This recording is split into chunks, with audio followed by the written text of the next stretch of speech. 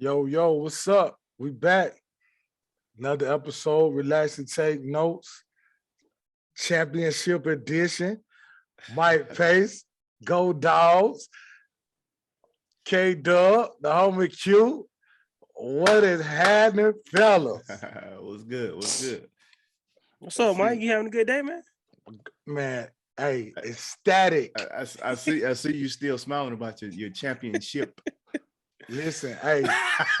See, your singular. Hey, look. Hey, you got to look. Hey, you got to get it how you live, man. Yeah, it's like that virgin the day after. Boy, y'all made me say something crazy just then. Hey, listen, man. Hey, I don't care what y'all say. Dawgs on top, baby. You should, because y'all won. Yeah, Dawgs. exactly. Hey, but look. I got it. Listen, man. I mean, but I think once again it proved you ain't gotta keep reiterating the SEC the best in the business. Man, but now I'm happy, man. I'm for real. Mike, give us a total of how much you done spent so far. That's I don't even know. Championship gear. Man, listen. He don't even want to say. He don't want Shane to see this. He don't want to say. Yeah, I'm up to probably by almost 500 right now. I ain't gonna leave it lie. Mike preparing for the next 40 years. Listen, hopefully it won't be that long, but if it is, guess you got what? to see one. Got to see one. Nah, you know? I don't think it'll be that long. Might be 20. I don't think it'll be 40. Hey, look. What up, though? But nah, I'm gonna go ahead and break it down to you. I told y'all they could probably cover up for John Metchie, but they can't cover up for Jameson Williams. When he went out, it was over. The same thing as the Auburn game. Like when Jameson Williams went out, might as well just cut the game off. It was over. Yeah, I said that to Jaquez. I was like, that was a non-contact injury right there. I already knew it was over right now. Yeah, I knew it was. And you know what's crazy? If that ball was 2 yards to the left, to the outside, that's a touchdown. But because he had to stop his momentum and turn back, now he got to try to make a move. You know what I always wonder? You know what I always wonder on stuff like that? Like, if it didn't happen then, would it have happened later in the game? You know what I mean? I be thinking about stuff like that. Yeah. So that's always my thought with ACLs and Achilles. That's always my thought. Because it feels like it's just time. You know what I mean? Maybe there's been so much pressure being put on that, on that ligament that maybe it's just time. You know what I'm saying? It just it's worn out. You know what I'm saying? Because athletes and so much starting and stopping and all that. I don't know. I ain't no doctor and nothing like that. But right. I just knew when that happened, it was over. And you know what I'm saying? It ain't like if he would have stayed in, they would have won out. Because, you can say that about anything. You know what I'm saying? If George Pickens don't get hurt last year, this and that, you know what I'm saying? If this, if that, if it was a fifth, we all be drunk. You know what I'm saying? So, right. They won it. But like I said, I knew when he went down, it was over with. Yeah, that was tough, man. I ain't gonna lie. I hated seeing that. Because I ain't even gonna lie. When he caught it, right? I still was scared. Because I was still scared because I'm like, he about to make a move and run. But I saw him stop, right? And I'm like, because at first because the way the angle was, it looked like you couldn't really tell at first. He just went down. So I'm like, I knew. I was like, man. Too. So when he went down, then we start grabbing his knee. I'm like, oh man. I knew what it was. Yeah, and man. Doing all that, taking him to the tent and all. I'm like, it's over. Well, when he grabbed his knee on the ground, I'm like, you know what I mean? But I'm praying for this dude because I'm like, bro, you hate to see that. I mean, that's so much deeper than the, you know what I'm saying? Like that. Just that one game. Because you talking about somebody who was probably would have been the first receiver taken in the draft. Yeah, absolutely. You know what I'm saying? Probably still will be though. Top 10 pick. But with medicine now, he probably still will be. Think about it, Todd Gurley. Oh no, they already gave him a diagnosis. It was a clean tear. After surgery, he'll be right back up to his normal, to the same speed he got now, though. So. Nah, cause he a straight line guy anyway. He ain't no. Yeah, he ain't no cut guy. Yeah, he a straight line guy. He ain't got a lot of wiggle anyway. He a straight line speed dude. Yeah.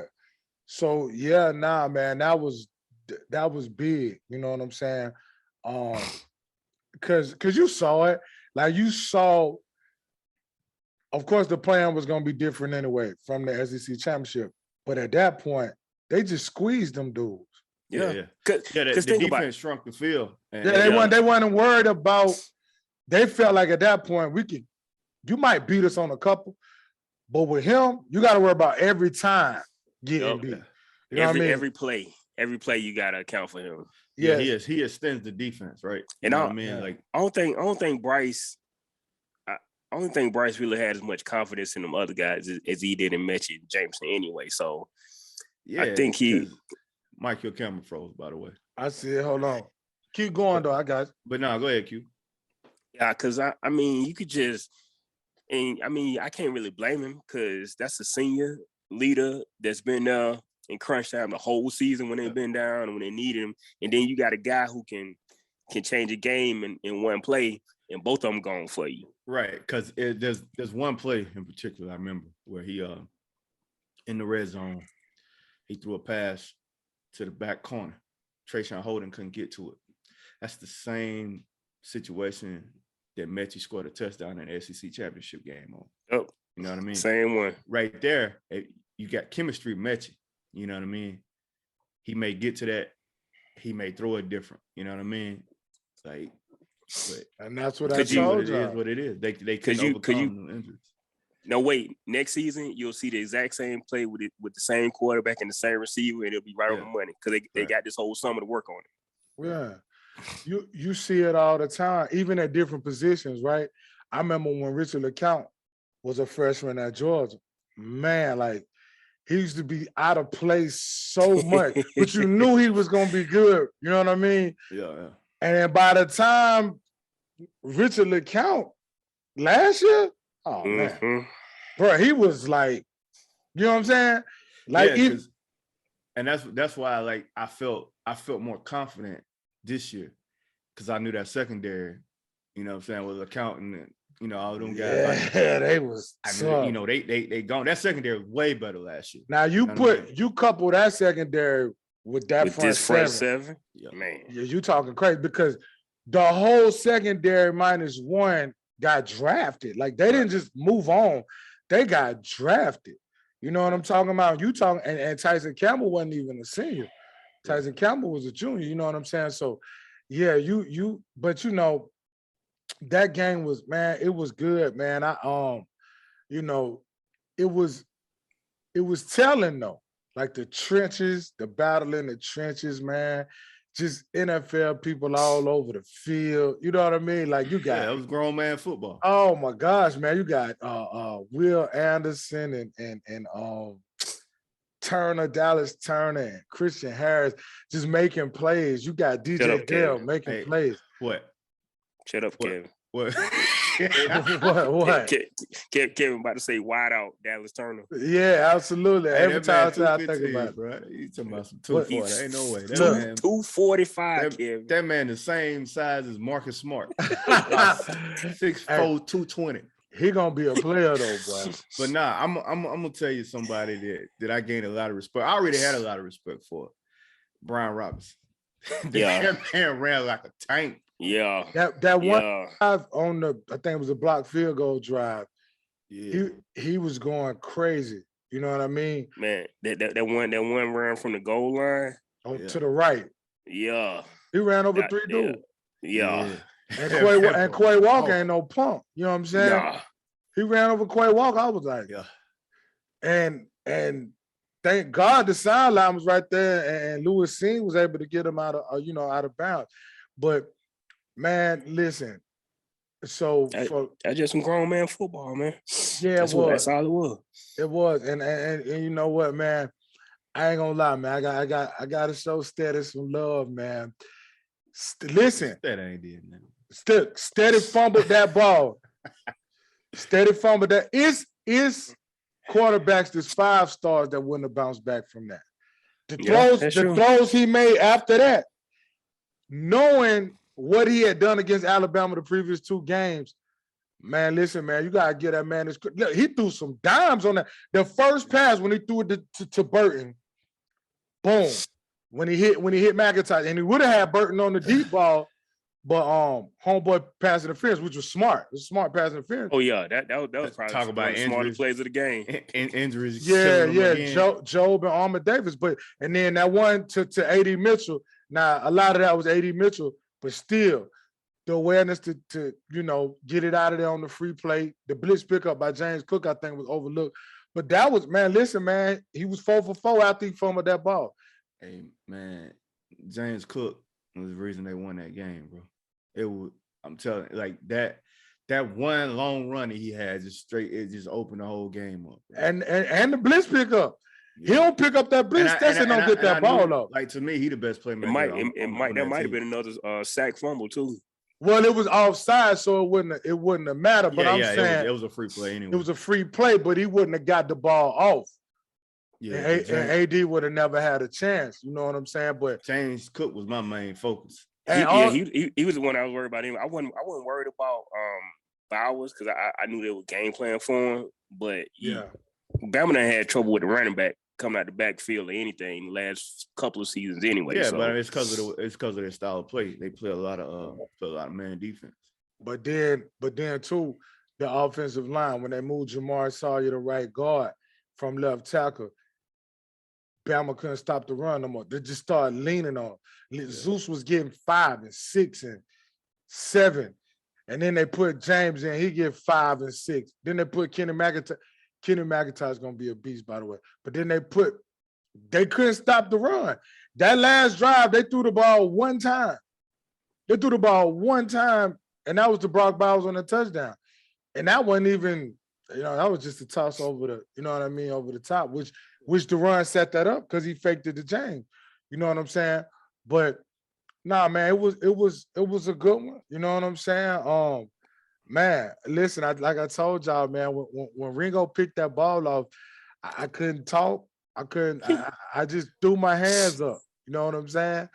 It was man, it was great, man. I'm happy for them boys. I'm happy for Kirby Smart, man, because I heard, I can't remember, I think it was Hudson Mason, used to play QB at Georgia.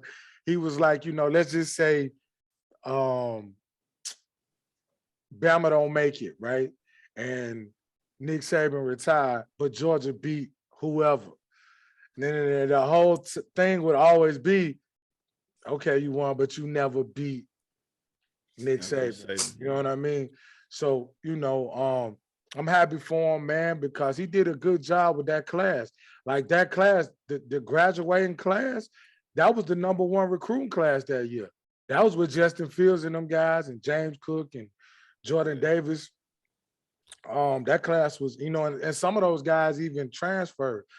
But man, I'm happy for him. You know what I mean? A lot of them, Julian Rochester was on that team that lost, to Bama in the SEC championship and the national championship.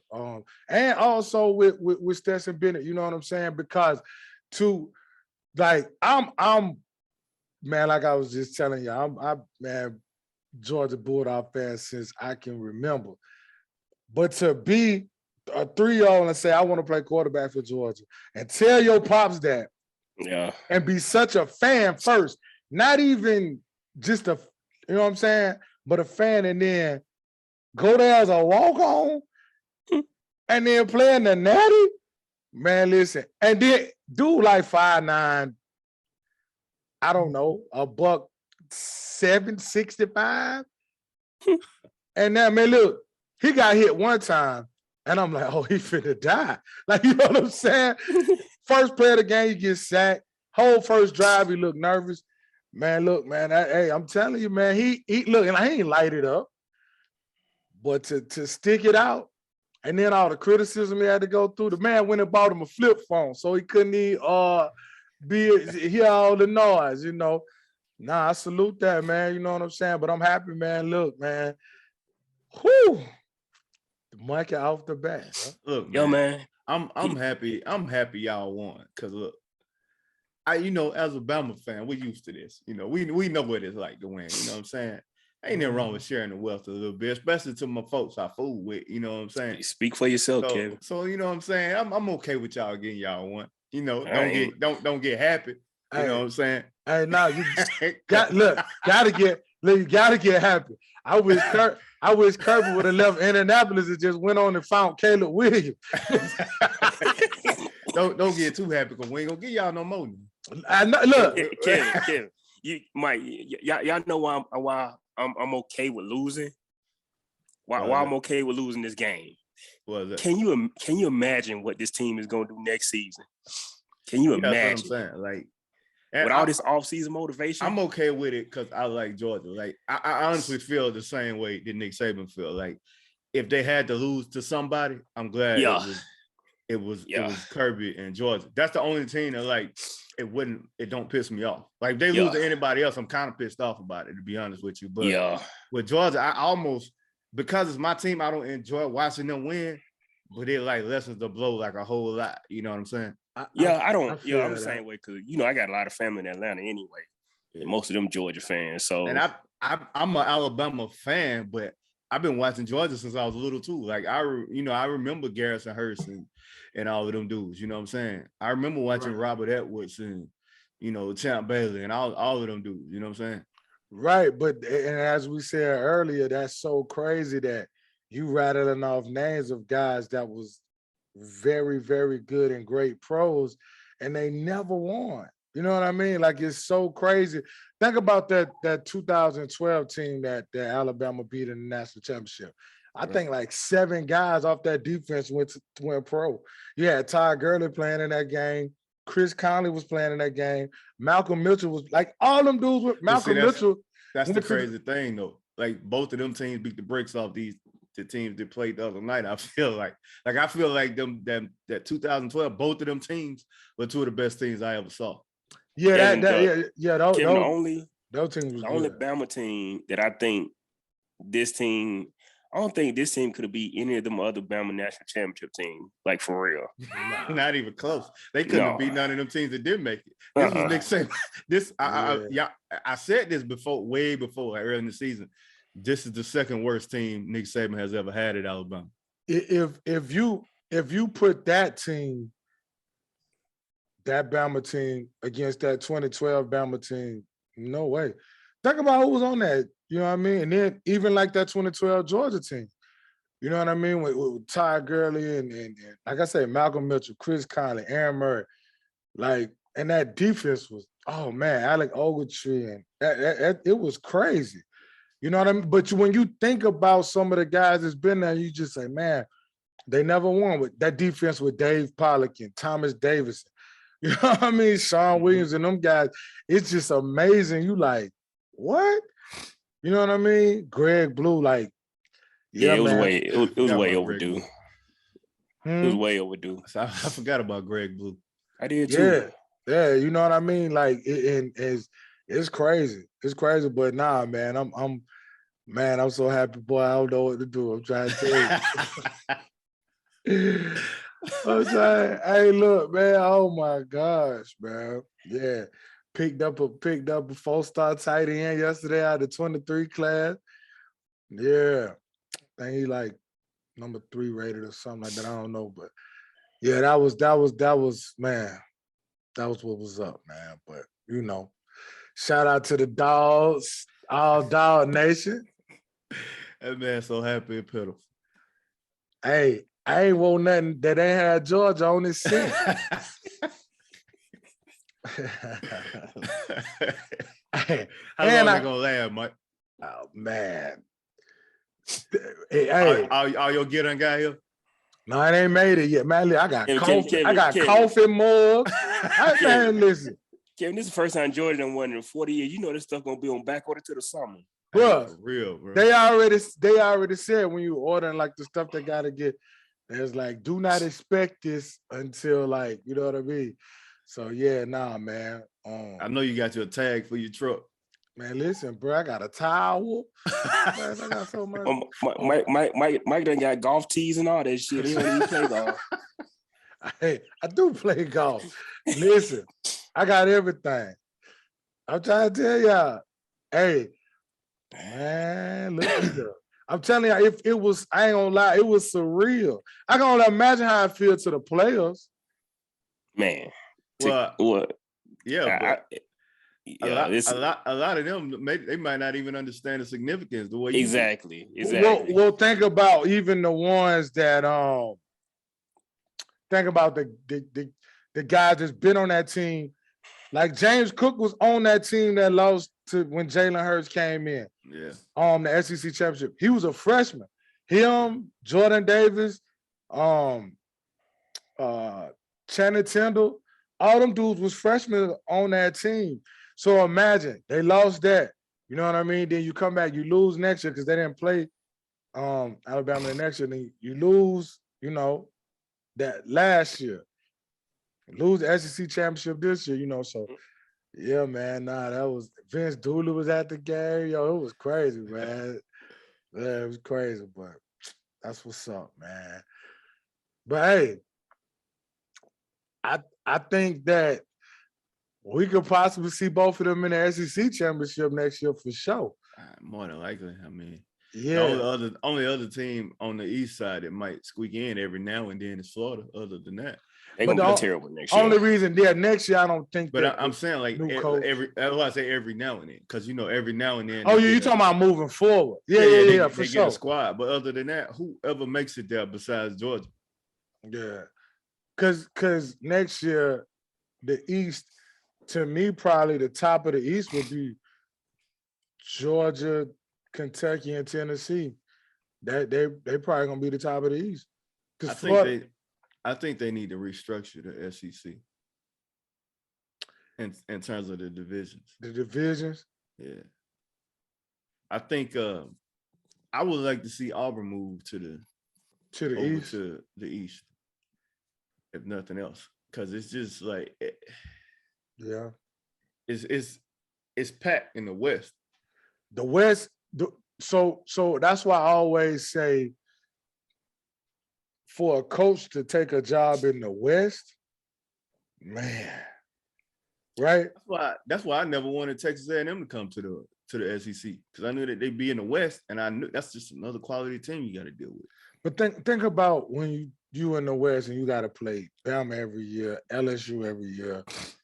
Now, like you said, A&M every year, Arkansas, Ole Miss, Mississippi State, like Auburn. Like, y'all, the West don't even have a Vandy. No disrespect, but they don't even have a Vandy. It used to be Arkansas. It ain't no more. Yeah. Like, that's what I'm saying, right? Ole Miss, Lane Kiffin down there, drawing up quadruple reverses and left tackle passes. Like, you know what I mean? So, man, I can see at least like Auburn. Yeah, Auburn in one of the Mississippi schools or something like that. You know what I'm saying? Yeah. Going to the East, but yeah. Well, Texas and Oklahoma be, coming pretty soon. Yeah. Crazy thing about that though is I think Texas and Oklahoma are gonna be tough in basketball though. Yeah. Why you think that, Kev? They always are. Because they're always good in basketball. But but especially Texas. Yeah, that's true. Oklahoma too, though. Yeah, Oklahoma be good too. They'll never really just be terrible. You know what I'm saying? Like, Texas might. They had them yell, but they come out there with that whoop stick though. Yeah, because this the thing. Texas, Baylor, them schools always have athletes, no matter the sport. You know what I'm saying? So you know what I mean? You in college basketball, you get 3, 6, 8, 6, 7 guys that can block shots and run the floor and catch lobs. And then you got you a couple good guards in college basketball. You know what I'm saying? Like, good to go. You good to go. You know what I'm saying? A couple shooters, you know what I mean? You good. So but that's gonna be interesting moving forward, man. That whole thing. You know what I'm saying? So a couple quick things on college football before we move on. Where do y'all What y'all see? Do y'all think Clemson is like, what's up? What's up with Clemson to y'all? Clemson benefited from getting two of the best college quarterbacks in the history of college football. My goodness. Covered up for a whole lot. Those teams were good, but those teams wasn't like elite teams. They were good teams that had two of the best quarterbacks in college football history. They had elite pieces in places, but they weren't complete teams like this Georgia team or like the Alabama team from last year. Well, one of those teams were. That one team, I can't remember which one had that. That Clemson defense was good. That D-line was crazy. Oh, that 16 team that beat Alabama? Was it that one that had like all the D-linemen went pro? Yeah, that was Cleveland Fair. They were good, but yeah, no. That's what I'm saying. Like, where do y'all see them going? Because like they lost offensive coordinator, defensive coordinator, and we know Brent Venables had been there for years. But see, to me, that's a short dynasty, right? That's a USC with Pete Carroll dynasty. Like 4-5 year dynasty. No, that's a great example. A Texas with Mac Brown dynasty. Florida with Tebow, Chris Leak, Tebow. Yeah. Yep. Florida with Urban Meyer. Nebraska in the mid-90s. Yeah. 3-4 years is over with. Whatever, 5-6 is over. You know what I'm saying? That's not a Nick Saban, Bear Bryant, Kirby Smart. Hopefully. That remains to be seen. That's not like who else could you say? That's not like a Bo Schembechler type dynasty. I'm putting Coach K in there. Coach K in basketball. Yeah. That's not Dean Smith. Spurs down here. I can't think of the coach name. Popovich. Yeah. I got you. Yeah, okay. That's a good comparison. Really good comparison. I think what you got out of Clemson is what you're gonna get out of them moving forward. That's just because they're in the ACC. I think you're gonna get 9-10 wins out of them, unless Dabo can hit the jackpot on the quarterback again. And I think, but I'm gonna tell you who I think chasing him. I think North Carolina chasing him. Think so? I think Mac Brown, and then they just added Gene Chizik to do. I think because they got some pieces on defense. Remember they got the number one corner out of that last year's class, and they building. And Chizik knows some D now. You know what I'm saying? So he do. I should have added Miami to that long-lasting dynasty too. That 80. Oh, absolutely. You can add them to the long and the short because they had another short one around the two. They had another short one with who Clint Portis and them and Frank Gore and all them. Glenn Dorsey. Yeah. 26 pro players in 2 drafts, 13 first round. That's crazy. Insane. Should have had back-to-back national championships. Should have got robbed with big time. Antrell Rowland them, right? Yep. Willis McGahee. Yeah. Yo, Maury Claret and them. Yeah. That phantom PI. I didn't even get to see that game. I had to work. I remember that.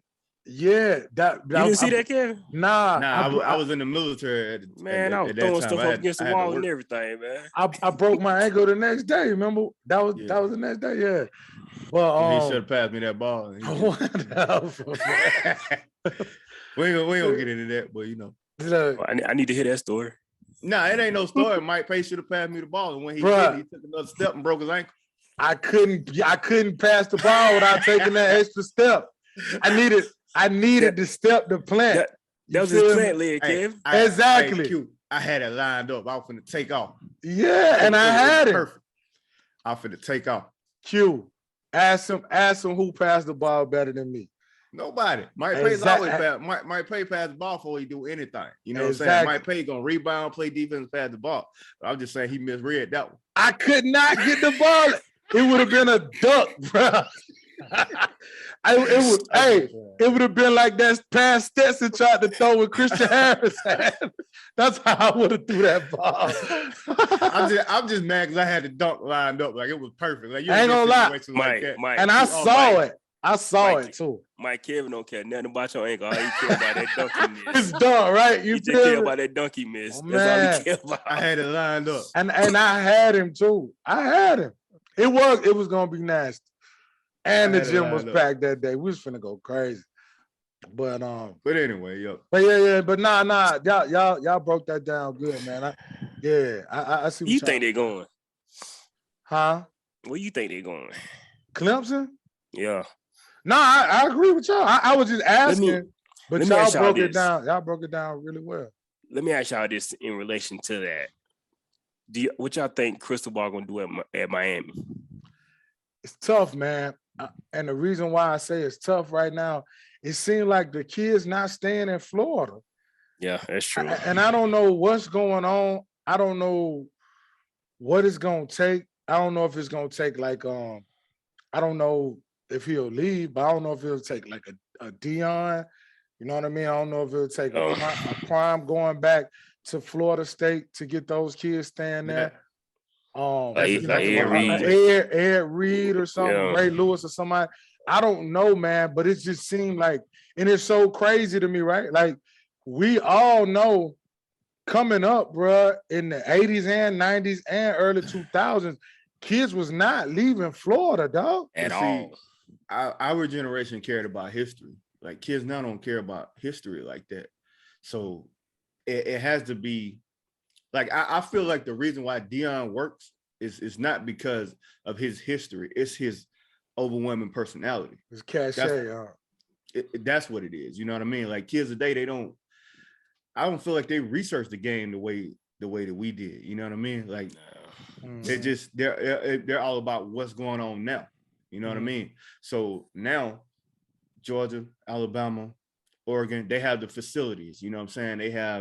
They're always in the spotlight. You know what I'm saying? They're always playing for national championships. That's where kids want to go. They don't care about Miami winning in the 80s. They don't care about, what Sean Taylor and them was doing. Yeah. They don't care about that. You know what I mean? And you know what? And you make a great point, because I can even liken that to high school, right? I remember, so when I was young, right, the high school I went to, it's like 5 minutes from my house I grew up in, right? Yeah. And so like all the older cats, you know what I'm saying? They went to that school, they played ball, they played football, played basketball. So I always just like, I'm going there and I'm gonna play ball. Like, you know what I'm saying? Like, and that was like the thing, like, I'm going to, and even like, even people that didn't per se play, like even girls that didn't play sports, I'm going to whatever school, I'm gonna be in the band, right? I'm going here and I'm gonna, so yeah, I feel you. Like, whereas now, even the kids that's playing ball in high school, like they like, oh, I got a chance to go to IMG, I'm going to IMG. Like the local school don't mean nothing, you know what I mean? Kind of like Sharif Cooper was like, no, I'm not. I helped build this at McEachern. I'm gonna stay here at McEachern, which is rare, right? You know what I'm saying? So I feel like JD Davidson did. Well, it's like, and it's not even a knock on the kids today. No. Yeah, that's just how they operate. Because you understand it. Because who am I to say if I'm 17 and they come knocking, hey, boom, boom, boom, and die hard. Now it's some guys that are in high school that's like, no, I'm going to Alabama. No, I'm going to Auburn. Right. I love Auburn since I was 5, or my parents went to Auburn, and you know what I mean? And I'm going to Alabama. I'm going to, Georgia. I'm going to LSU. Like, I'm Mississippi State. Like, you know what I mean? Some, you still have them, but I agree with you, Kevin. Like, the light's bright and it's different, right? Opposed to when we was coming up, the same schools was on TV. Yeah. Now you can go wherever and you're gonna be on TV. And the parents can go too now. It's just a matter of, right. Like, I feel like to change a program, you need one of two things. You need either an elite athlete, a game changer to come to your school, or you need a game changing coach.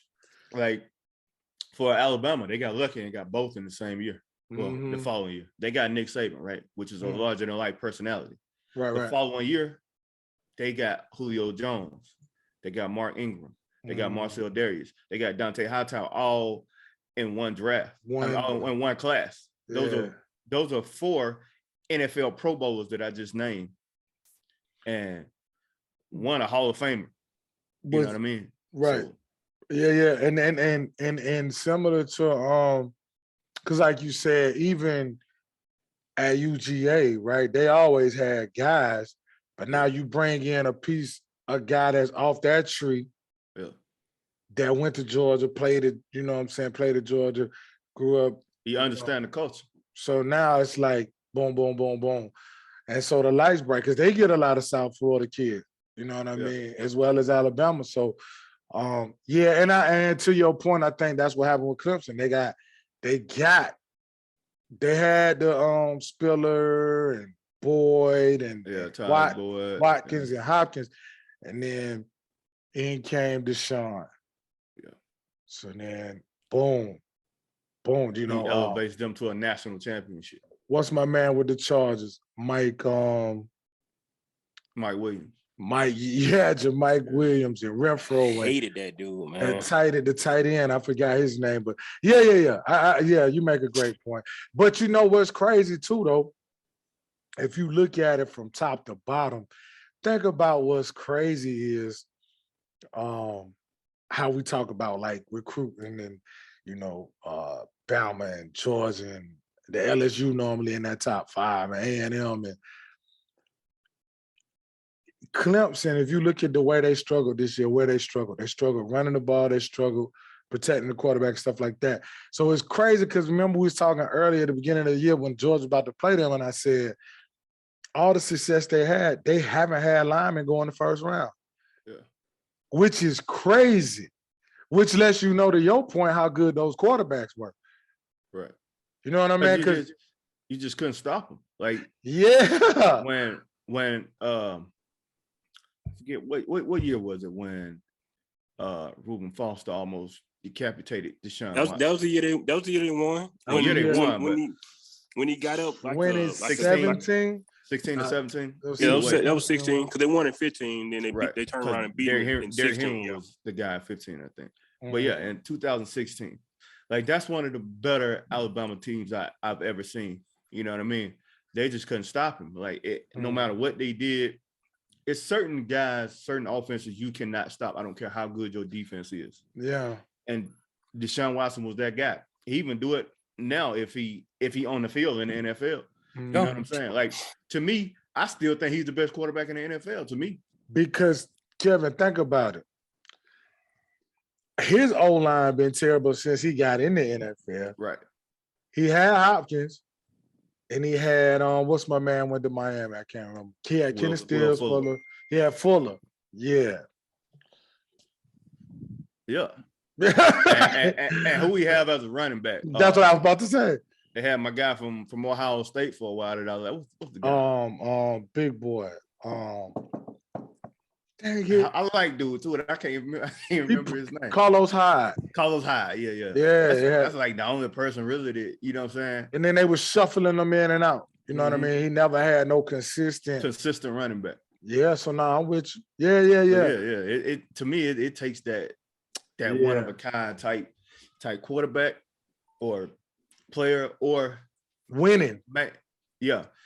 Or it takes that larger than life personality as a head coach. Because like I said, with Deion, them kids probably can't tell you one highlight that they saw Deion is playing for him right now. True. But he's a larger than life personality, like a MJ. You know what I mean? Like their parents told them about Deion. Yeah, but kids don't know nothing about Michael Jordan. They're wearing his shoes all the time. And Deion's that same type of guy. And it's crazy because, like you say now, it's in like all facets. It's different, right? Like if you know, I'm a big hip hop guy. If you get a young hip hop artist and start talking to them about like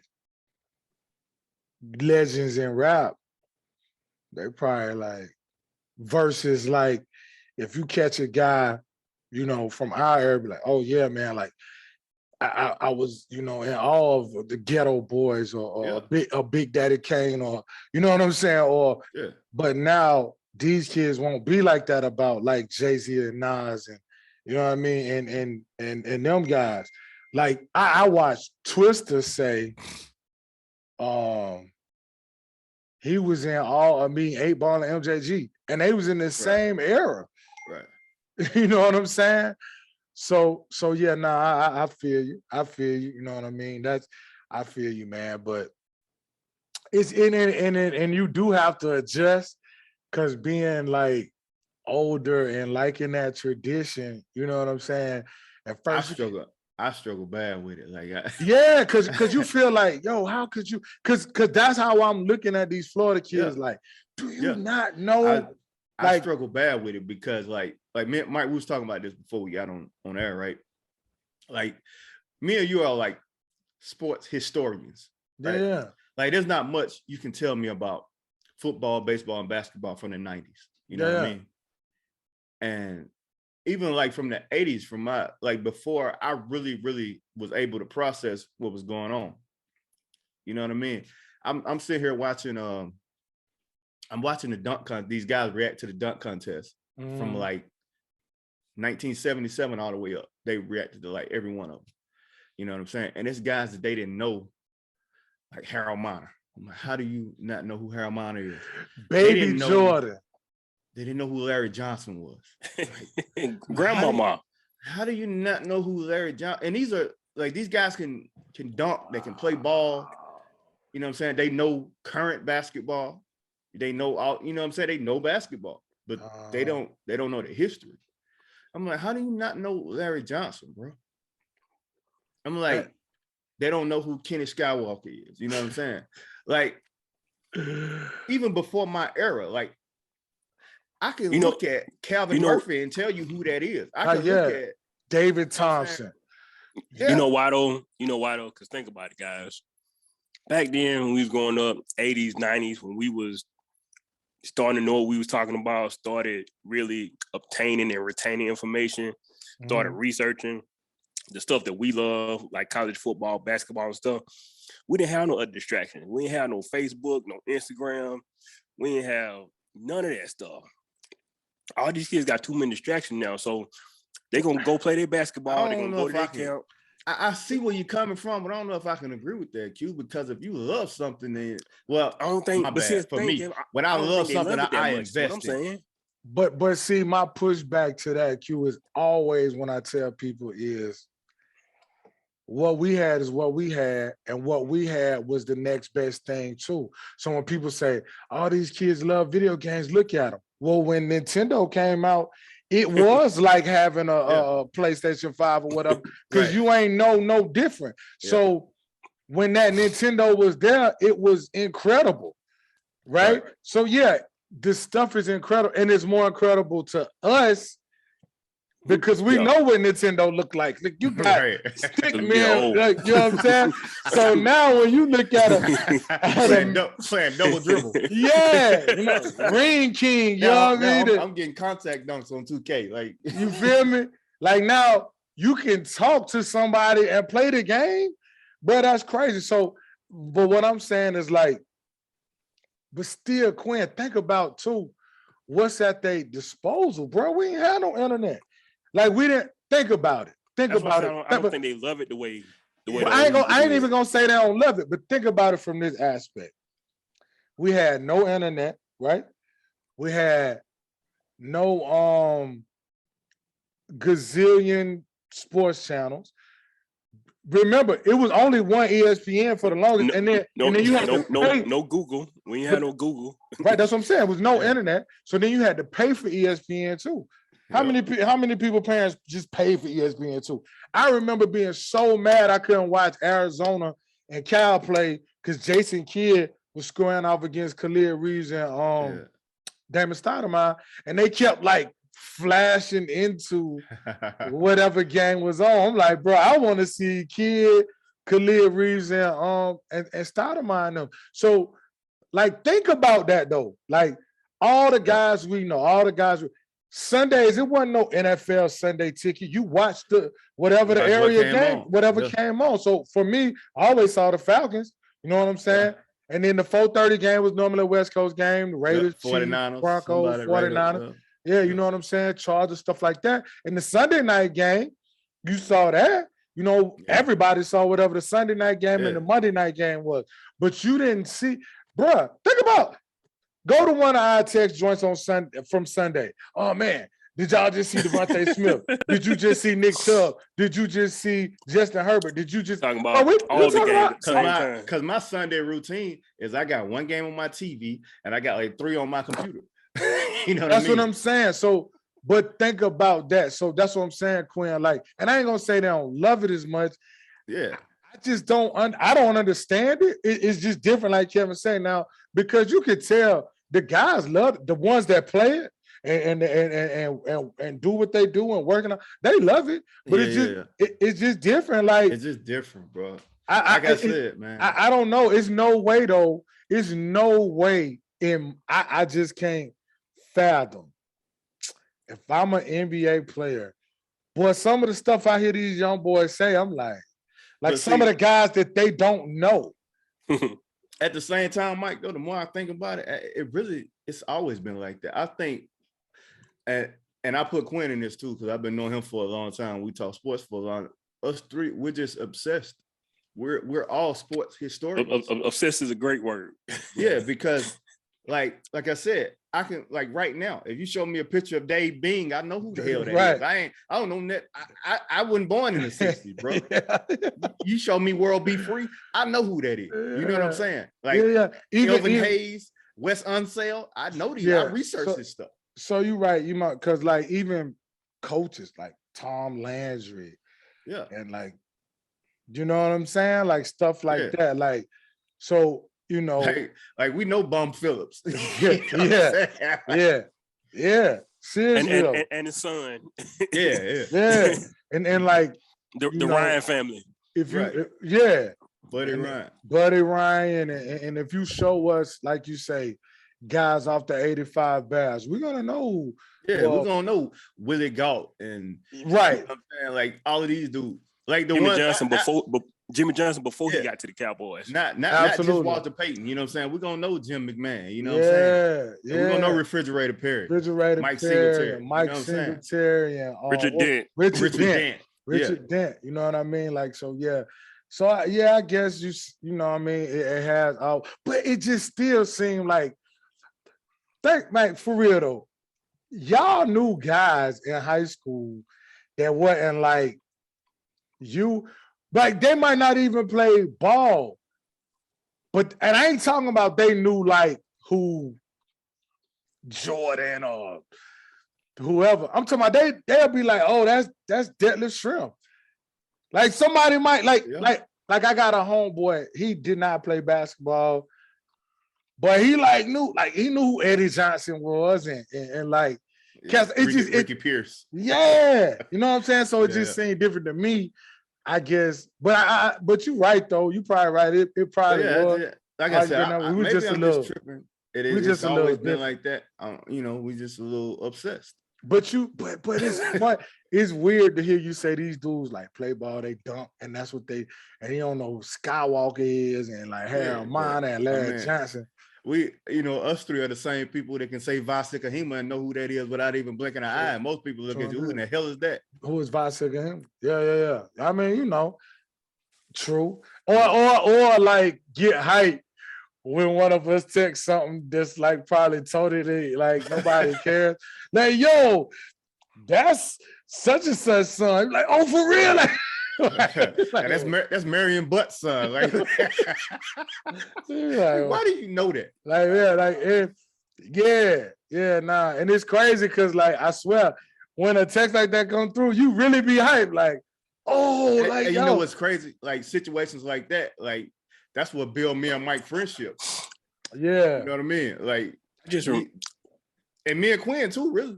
You know what I'm saying? Yeah.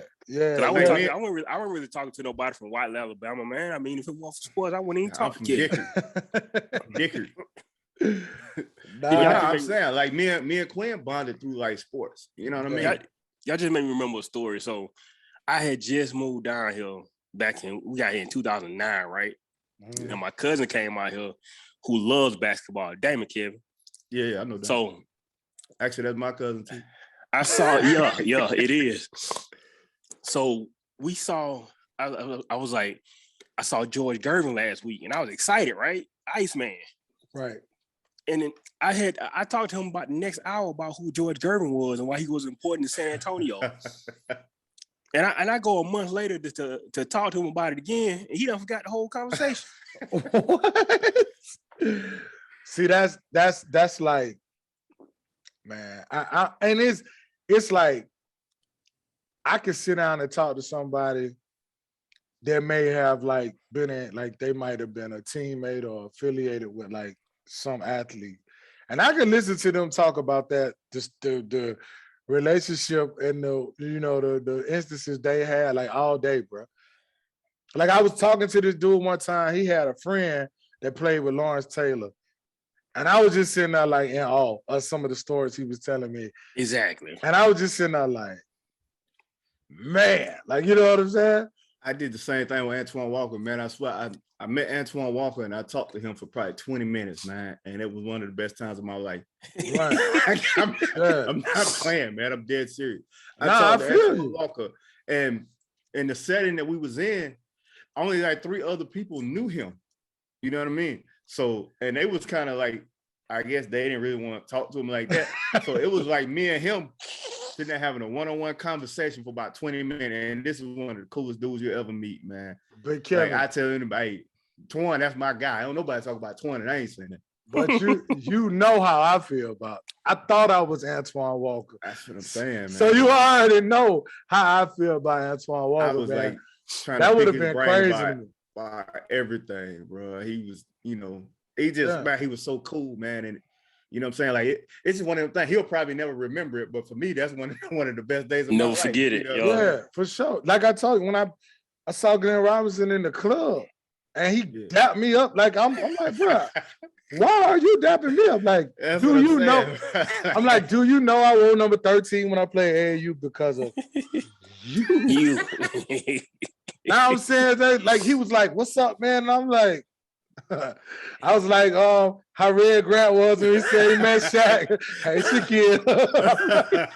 I'm like, yo, this is Glenn, right? I'm like going crazy, bro. You, that's how Big Dog, one of the best. Like, the whole time I was talking to him, it wasn't just like me asking questions to him.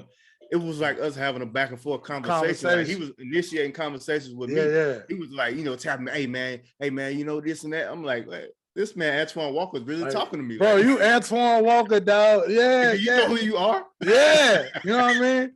And it was when I met Clint Portis, it was that way. Like he like super.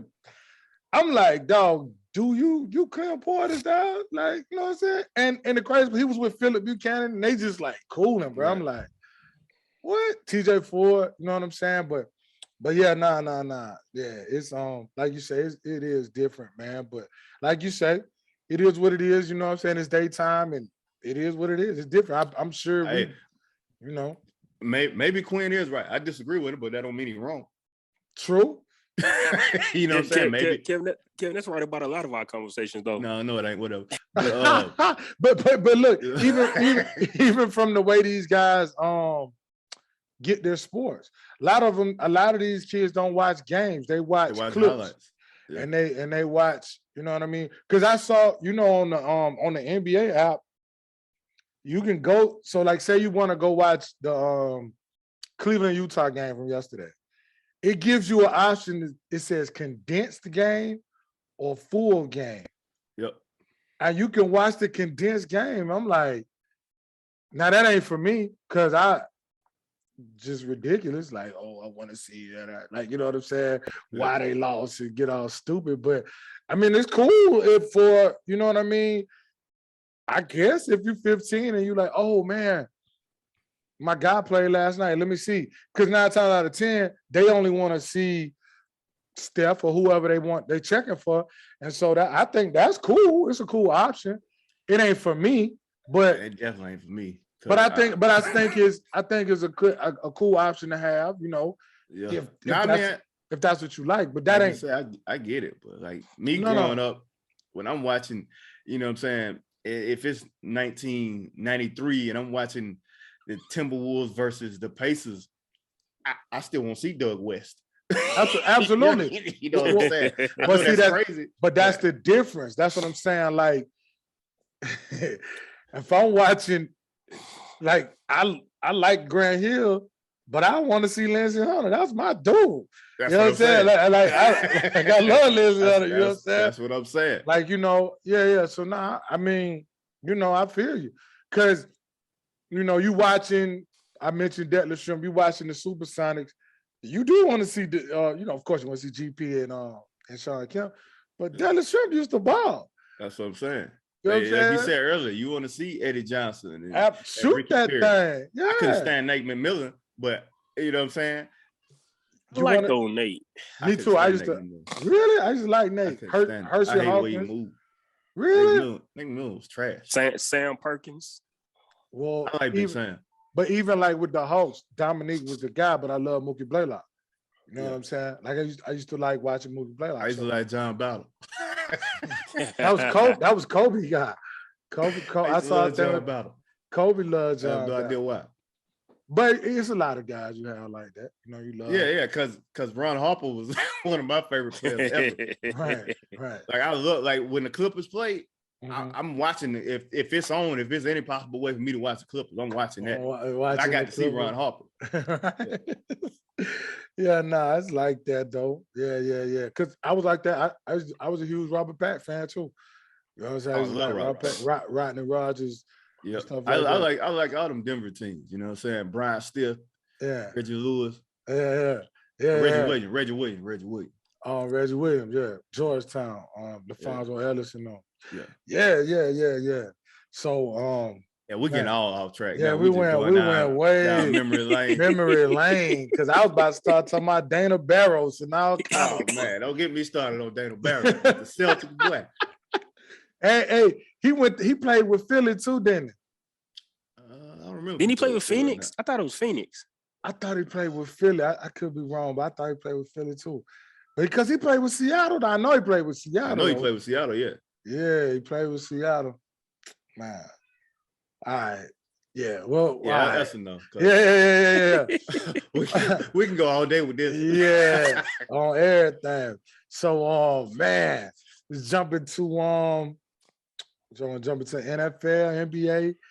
Let's hit some NBA real quick. NBA for sure. So it's a lot going on, man, with the NBA right now. I'm ready to talk about Russ. Yeah, talk about Russ, man. Speaking of that, because I was gonna say some trade stuff heating up.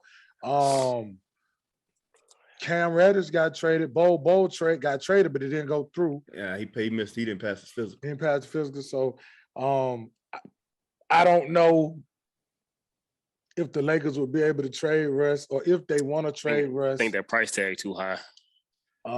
So what's up with Russ, man? I ain't seen Russ. I've seen Russ. We know Russ can be Russ. What's up? I'm gonna tell you what's up, Mike. We had this conversation a long time ago. There you go. We said certain guys. I remember Mike Pace saying this. He said, when he go, he gonna go. When you depend on athleticism and your skill don't match your athleticism, when your athleticism start declining, you're gonna fall off the table. That's what you think happening now? I feel like that's what's happening. Because his skill level ain't never been elite. He's never had elite skill. Yeah. It's always just been elite. He's had elite athleticism. He's 6'5". I don't hear that 6'4", 6'3" star. He ain't no 6'3". This man 6'5", explosive and strong. But now he can't explode the way he used to. He can still dunk. I want people to get that misconstrued. He can still dunk, but he can't explode the way he used to. And the athleticism can't really bail him out. And that is not even just from a dunking standpoint. That's from a top of the key, getting to the hole standpoint too. Yep. That's what I mean. So you say that, put these players side by side, him and James Harden. Did you see James Harden last night? Yep. Like what he had, 25 and 15 or something crazy? Yeah, like that. Something crazy. Him and KD. Never went above the rim. Look like you're going half speed. Right? Like that's what skill can do for you. Fred VanVleet, Kyle Lowry. We can go on and on. Any short dude in the NBA. Yeah, for real. So I do Man, because you look at some of his layups, they short. That ain't Russ. You know what I'm saying? Like you said, getting to the basket. I'm not saying he was ever Gary Payton, but can't guard nobody. He wasn't Gary Payton, but he was a dependable defender. Exactly, Q. Like, you know, I don't know if I should have said Gary Payton. It ain't that many people. But I'm just saying, like, he wasn't never, you know, but like you said, Q, he was, but now, bro, because think about this. They don't even let him guard Ja and De'Aaron Fox, and they put Avery Bradley and them guys on him. Man. Look at Russ' leg. His leg starting to look like Kenny Smith.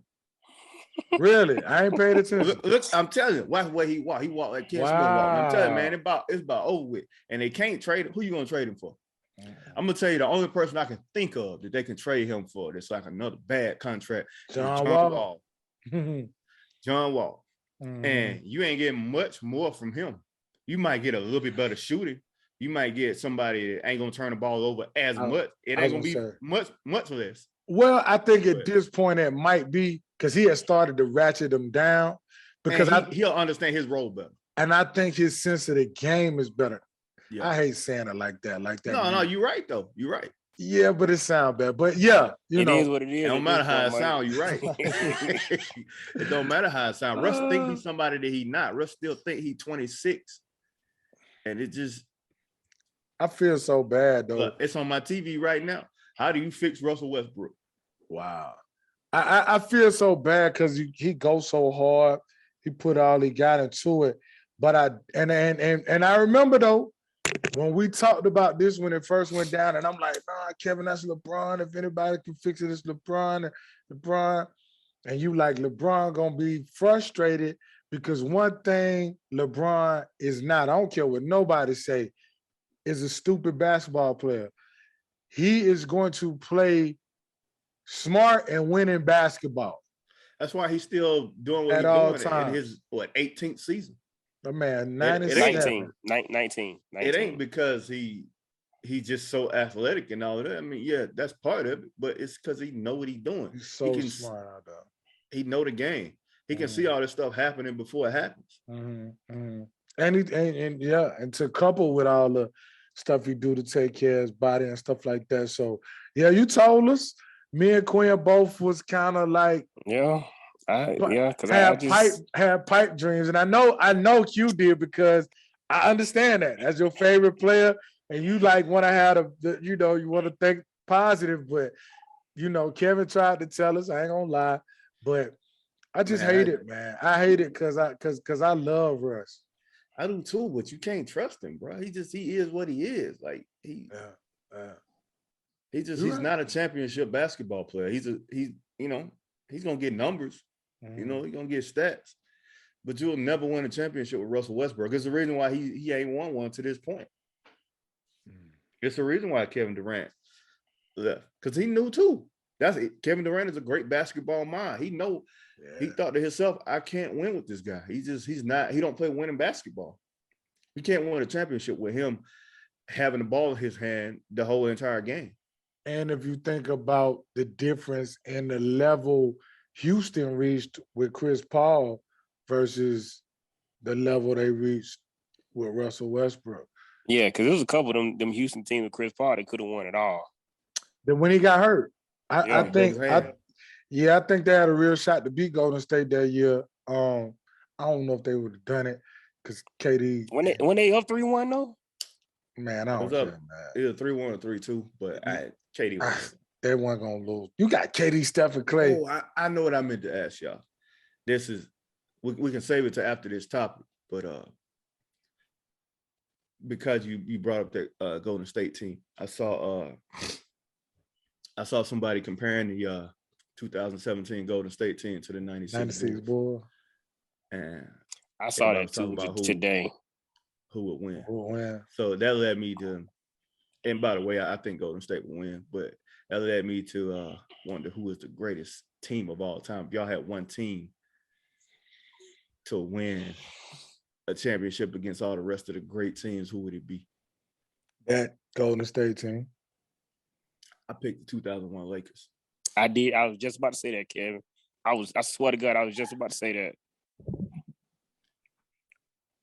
It is no answer for you had Shaq and Mike. It ain't. Look at the defenders you had on that team. Look at the dogs you had on that team, and on the bench too. Shaq alone, and then and then you add Kobe. Kobe with about 5-6 years of experience. Oh my goodness. Derek Fisher might not shut your guy down, but he is going to absolute body and frustrate. And then he could score. Derek Fisher could hit the trays. Oh, yeah. Devin Jordan was on that team. Devin Jordan. Robert Horry. You're probably going to put Rick Fox on KD, though, right? Yeah. But KD going to do what he do. He gonna do what he do, so it don't matter. He's still going to get his 30. Who's stopping Kobe and Shaq? That's the issue right there. Because with Steph, even to this day, Steph has never had a great finals, even to this day. So you can't say, oh, who's going to stop Steph?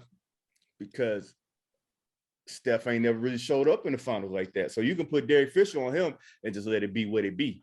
You know what I mean? With Clay, you don't really go to Clay. Clay is more of a get his points within the offense type guy. You know what I mean? So you don't really have to put a guy on Clay to try to lock Clay up. And see, that's another thing though, Kevin. I think because of that, I think Kobe could almost kind of shut him down. Well, yeah, but I don't know if you want Kobe guard. Well, that's Kobe, so he don't care. Yeah. Exactly, that's what I'm saying. He don't care about running off screen. He'll run through. Yeah. You right. But you're right. And then Kobe gonna drop 40 and Shaq gonna drop 40. I was gonna say, because he gotta guard Cole. Jesus Christ. That number 8 was crazy. That number 8 Cole was so serious, boy. Shaq and Kobe is the greatest duo of all time. I agree with that. It ain't even close. I always say that. Man, Shaq's supposed to be the greatest player of all time. If Shaq cared about basketball the way that Kobe and MJ and LeBron and KD did, he would be the greatest player of all time. Think about easily. Shaq top 10 in scoring and didn't shoot threes. And couldn't shoot free throws. Couldn't shoot free throws. That's bigger of a point than the no threes. He missed over 5,000 free throws. Oh man, this dude was unbelievable, man. Unbelievable. Yeah, I didn't want to really get off topic like that. No. That was the question I wanted to ask, and I couldn't remember. I saw that today too, though. I saw it too. So let's break down that though. Let's break down 96 Bulls in 2017 Golden State. I said Golden State wins because they cheated. Like, KD can't play with them, bro. That's not right. Like, that's not it. Only way to combat that is like let the Bulls get another great player. Like, that's not if they get what they get, like you gotta get them Charles Barkley. Yeah. You know what I'm saying? Like that ain't right. Something to neutralize that. Yeah. This is too much firepower. Yeah, it is. But man, I'm sad for Russ though. Cause I like Russ. I used to be, but Russ one of them dudes, like you feel bad for him, but at the same time, man, you just keep doing the same dumb stuff. Yeah, like, and I agree with you on that, Kim, because you got to think, Mike, somebody had to have said something to him about his game by now. Somebody. Oh my gosh! Listen, he's so like defensive and confrontational though, like that you can't. So, which would lead you from the outside looking in to think about, you see KD personality, you see his, that's probably why he probably like, yeah, I'm just gonna do it. Cause he don't seem like he just want to play ball, obviously. Like, you know what I'm saying? So yeah, man. Yeah, like you said, like you want to feel sorry for him, but at the same time, this dude an asshole. And you can tell by the way he play, he's an asshole. Like I'm not finna keep watching you. Like I would call timeout on Russell Westbrook in the middle of him doing a move because I know it's about to happen. Like, bro, you finna turn this ball over. Yo, timeout. We're not finna do this. Hey, bro, be wildin', bro. I'm talking about big time, man. I just sit back and watch it sometimes. I'm like, what is he about to do now? How is he about to turn the ball over now? Like, bro, like, come on, bro. Like, how you wilding out, bro? Like, you've been playing basketball for your whole life. Like, you know that this can't be right. So you can't keep turning the ball over like this. So kind of like this, different sport, whatever. It's like the feeling everybody had that's a Georgia fan when Stetson Bennett fumbled that ball. But then he came back and was like, all right. You even saw it during the game. All them throws he was trying to make in them other Alabama, he's like, Bubba, I'm just going to run. That's what you're looking for. Like, Stetson Bennett knew, I can't throw this ball up for grabs against these boys. And I'm trying to throw it back across. I'm just going to run. So that's what you're looking for, the growth of, why am I standing out here jacking up threes? Why am I trying to do this? I understand what you're saying. I get totally what you're saying, because it's supposed to be growth. Because like we were saying about John Wall used to turn the ball over a whole lot at the beginning of his career and just play 100 miles an hour. But then probably about that 4th, 5th year, you saw him start getting to the mid-range pull-ups. You saw him start averaging a bunch of assists while still scoring. He started to get it. And so I get what you mean. It's the growth. He got more skill than Russ, though. Him losing a little bit of athleticism actually helped him. Mm-hmm. Because it slowed the game down. Yeah. But with Russ, it's like, what are you doing? Yeah, Russ still trying to play at the same speed that he can't achieve anymore. If you even think about it, Russ don't have the greatest handle in the world. He never has. As a point guard, he don't even handle the ball that well. He's just so athletic and he talented. Yeah. But if you ask me, out of all them athletic type point guards, I'm not taking him before I get Derrick Rose. Of course not. I'm not taking him over Baron Davis. You know what I mean? Steve Francis could shoot better than him, so you know I think I'd take him over Steve Francis. I'm saying that's tough, but Steve Francis could shoot.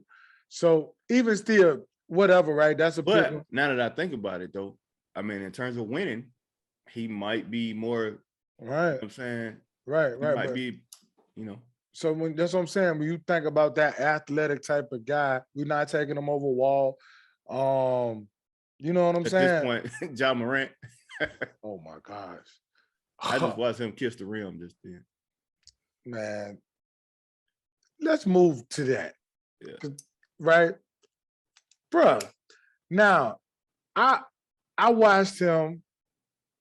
I haven't watched him all year, but the other night, I'm like, yo, man.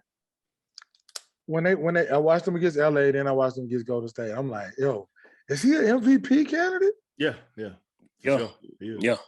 Okay, because I was like, maybe I'm lost in the sauce. You know what I'm saying? I'm at this point, it's prisoner of the moment. Point guard in the NBA. That's the question. So I heard that on the radio. Actually, that exactly what you just said, and the guy they was going back and forth, going at it a little bit. And they were saying him and Steph or whatever, and man, Ja is, oh my gosh, bro, he is tearing the league up. Yeah, and you know, I'm one of those people. I like to sit back and wait before I say, "Oh, he this or that," because I wasn't the biggest Ja Morant fan. But hey, that boy the truth. He for real. Like, so when I first saw him, the Alabama dunk, that was kind of what put him on the map. And then I saw him a couple games. I saw him in the tournament. I'm like, okay, yeah, like, you know. So I was always a fan. But this right here, right now, but this is what I like about him. Kind of like we were just talking about, the growth, right? You see him start to elevate, like especially shooting the three. Well, yeah, that's one of the reasons why I was hesitant on him, because you know how I feel about people's shot. Like, your shot can tell me almost everything about you. Yeah. Shot. But for him to change that shot, and now he got a grown man shot instead of that third grade shot he had. Yeah. And it's consistently falling. Yeah, that tells me a lot. Yeah, he is, man, he's so relentless, bro. He don't care who he playing, dog. He said that. He said, I don't care if you 7-7. I'm coming at you. It's a beast. And I like. Y'all think he's staying Memphis his whole career? He wanted them. Now it could. We can't say that, but I'm saying. Don't know about these dudes these days. He one of them dudes that's. You know what I mean? He strike me as the Giannis Dame. He think he's the best player in the NBA. Without question. He really don't think nobody's better than him. Nobody. And that's how he feels. So, and I love it. You know, he got that appeal to me, that KG, I'm going to win it here. You know what I mean? That Kobe. He got that mentality to me. Now, whether that happened or not, I don't know, Q, because he's so young. You know what I'm saying? Yeah, he got a long time to think about that. Yeah, so, but I tell you what, Memphis made the right, yes, sir, boy. They made the right call then. That dude, man. And then he elevate the guys around him. Yeah. Like he elevate them guys around him, man. Like, and he got dogs around him too. Dylan Brooks ain't even been healthy all year. Correct. He got Desmond Bain, Desmond Bain. You know oh my gosh! And then Stephen. What's the high jumping forward they got? Which one? Talking about Brandon Clark. Yeah, Brandon Clark. And then they got the young kid that was Bronny teammate. Dog, Brandon Clark. I told y'all last week he played like a 90s power forward. He tried to dunk everything. And he got a mid-range jump shot. He not trying to dance on nobody and do all that. Give me the ball. I'm going to dunk the ball. I'm going to catch the live. I'm going to hit this 15-footer. He played like Dale and Antonio Davis. Right. Hey, dog.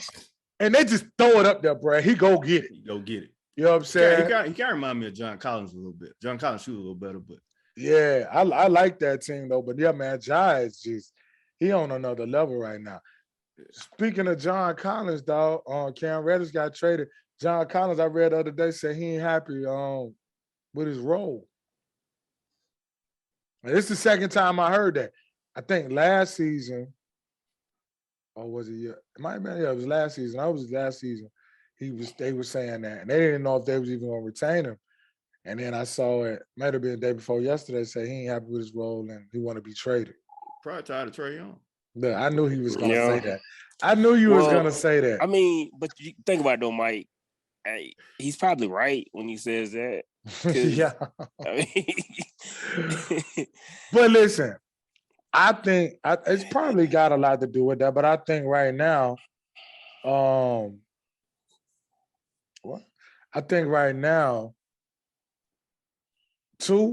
they not living up to. Everybody bought into that hype. They went to the Eastern Conference Finals.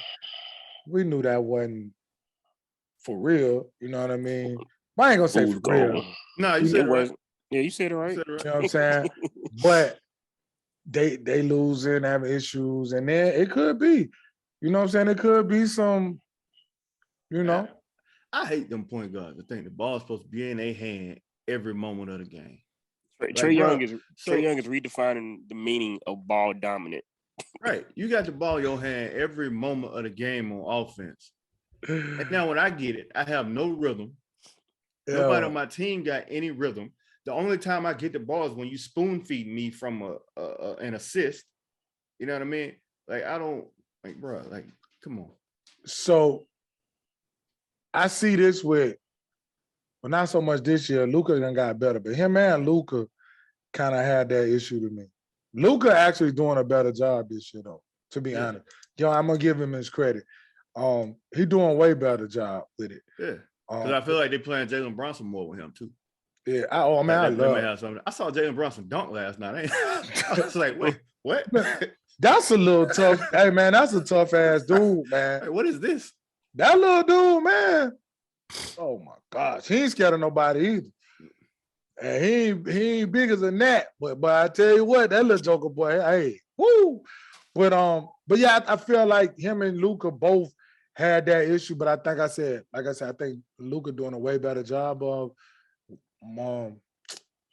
not dominating the ball and getting them involved early in the shot clock and stuff like that this year. The Hawks, they regressed for sure, even though I didn't think they were as good as that Eastern Conference Finals appearance. I didn't think that they was that good.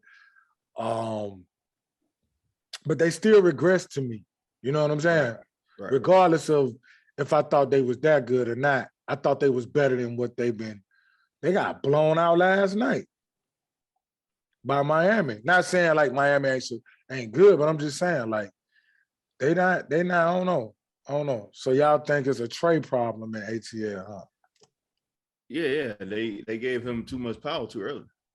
Like like I went back and forth with Trey. Like this, like at first I was not a Trey fan, and then like last year, once they started winning, I'm like, okay, so I see it, you know what I mean? Mm-hmm. But now I'm coming back to this is what I thought he was.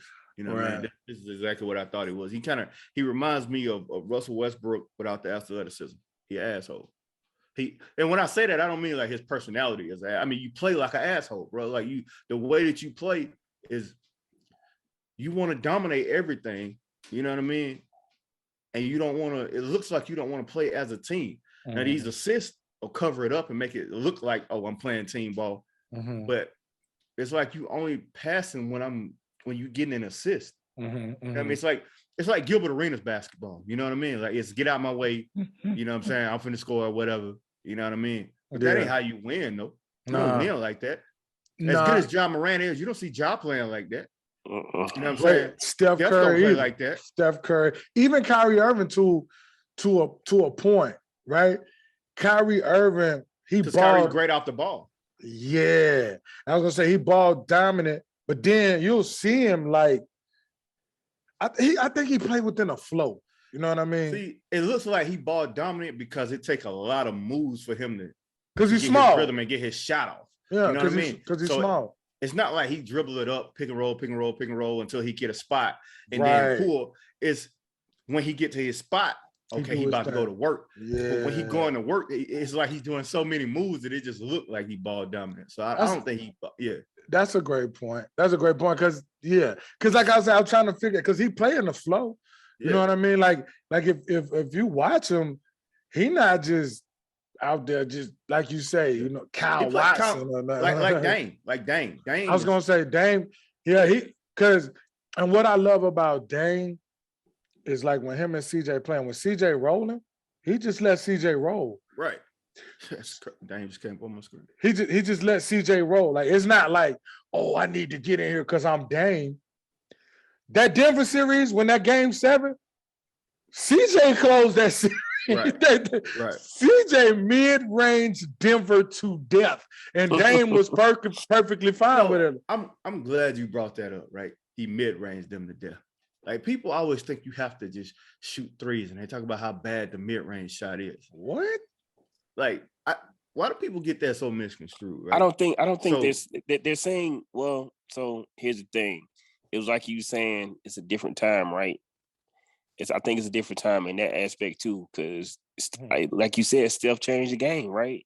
So everybody think they got jack up threes now. He didn't change. He changed the game for himself. For him. Nobody else can do that. See, this is the thing, right? The threes to me should come from your 3-and-D guys, your wings who just sit in the corner or sit on the wing.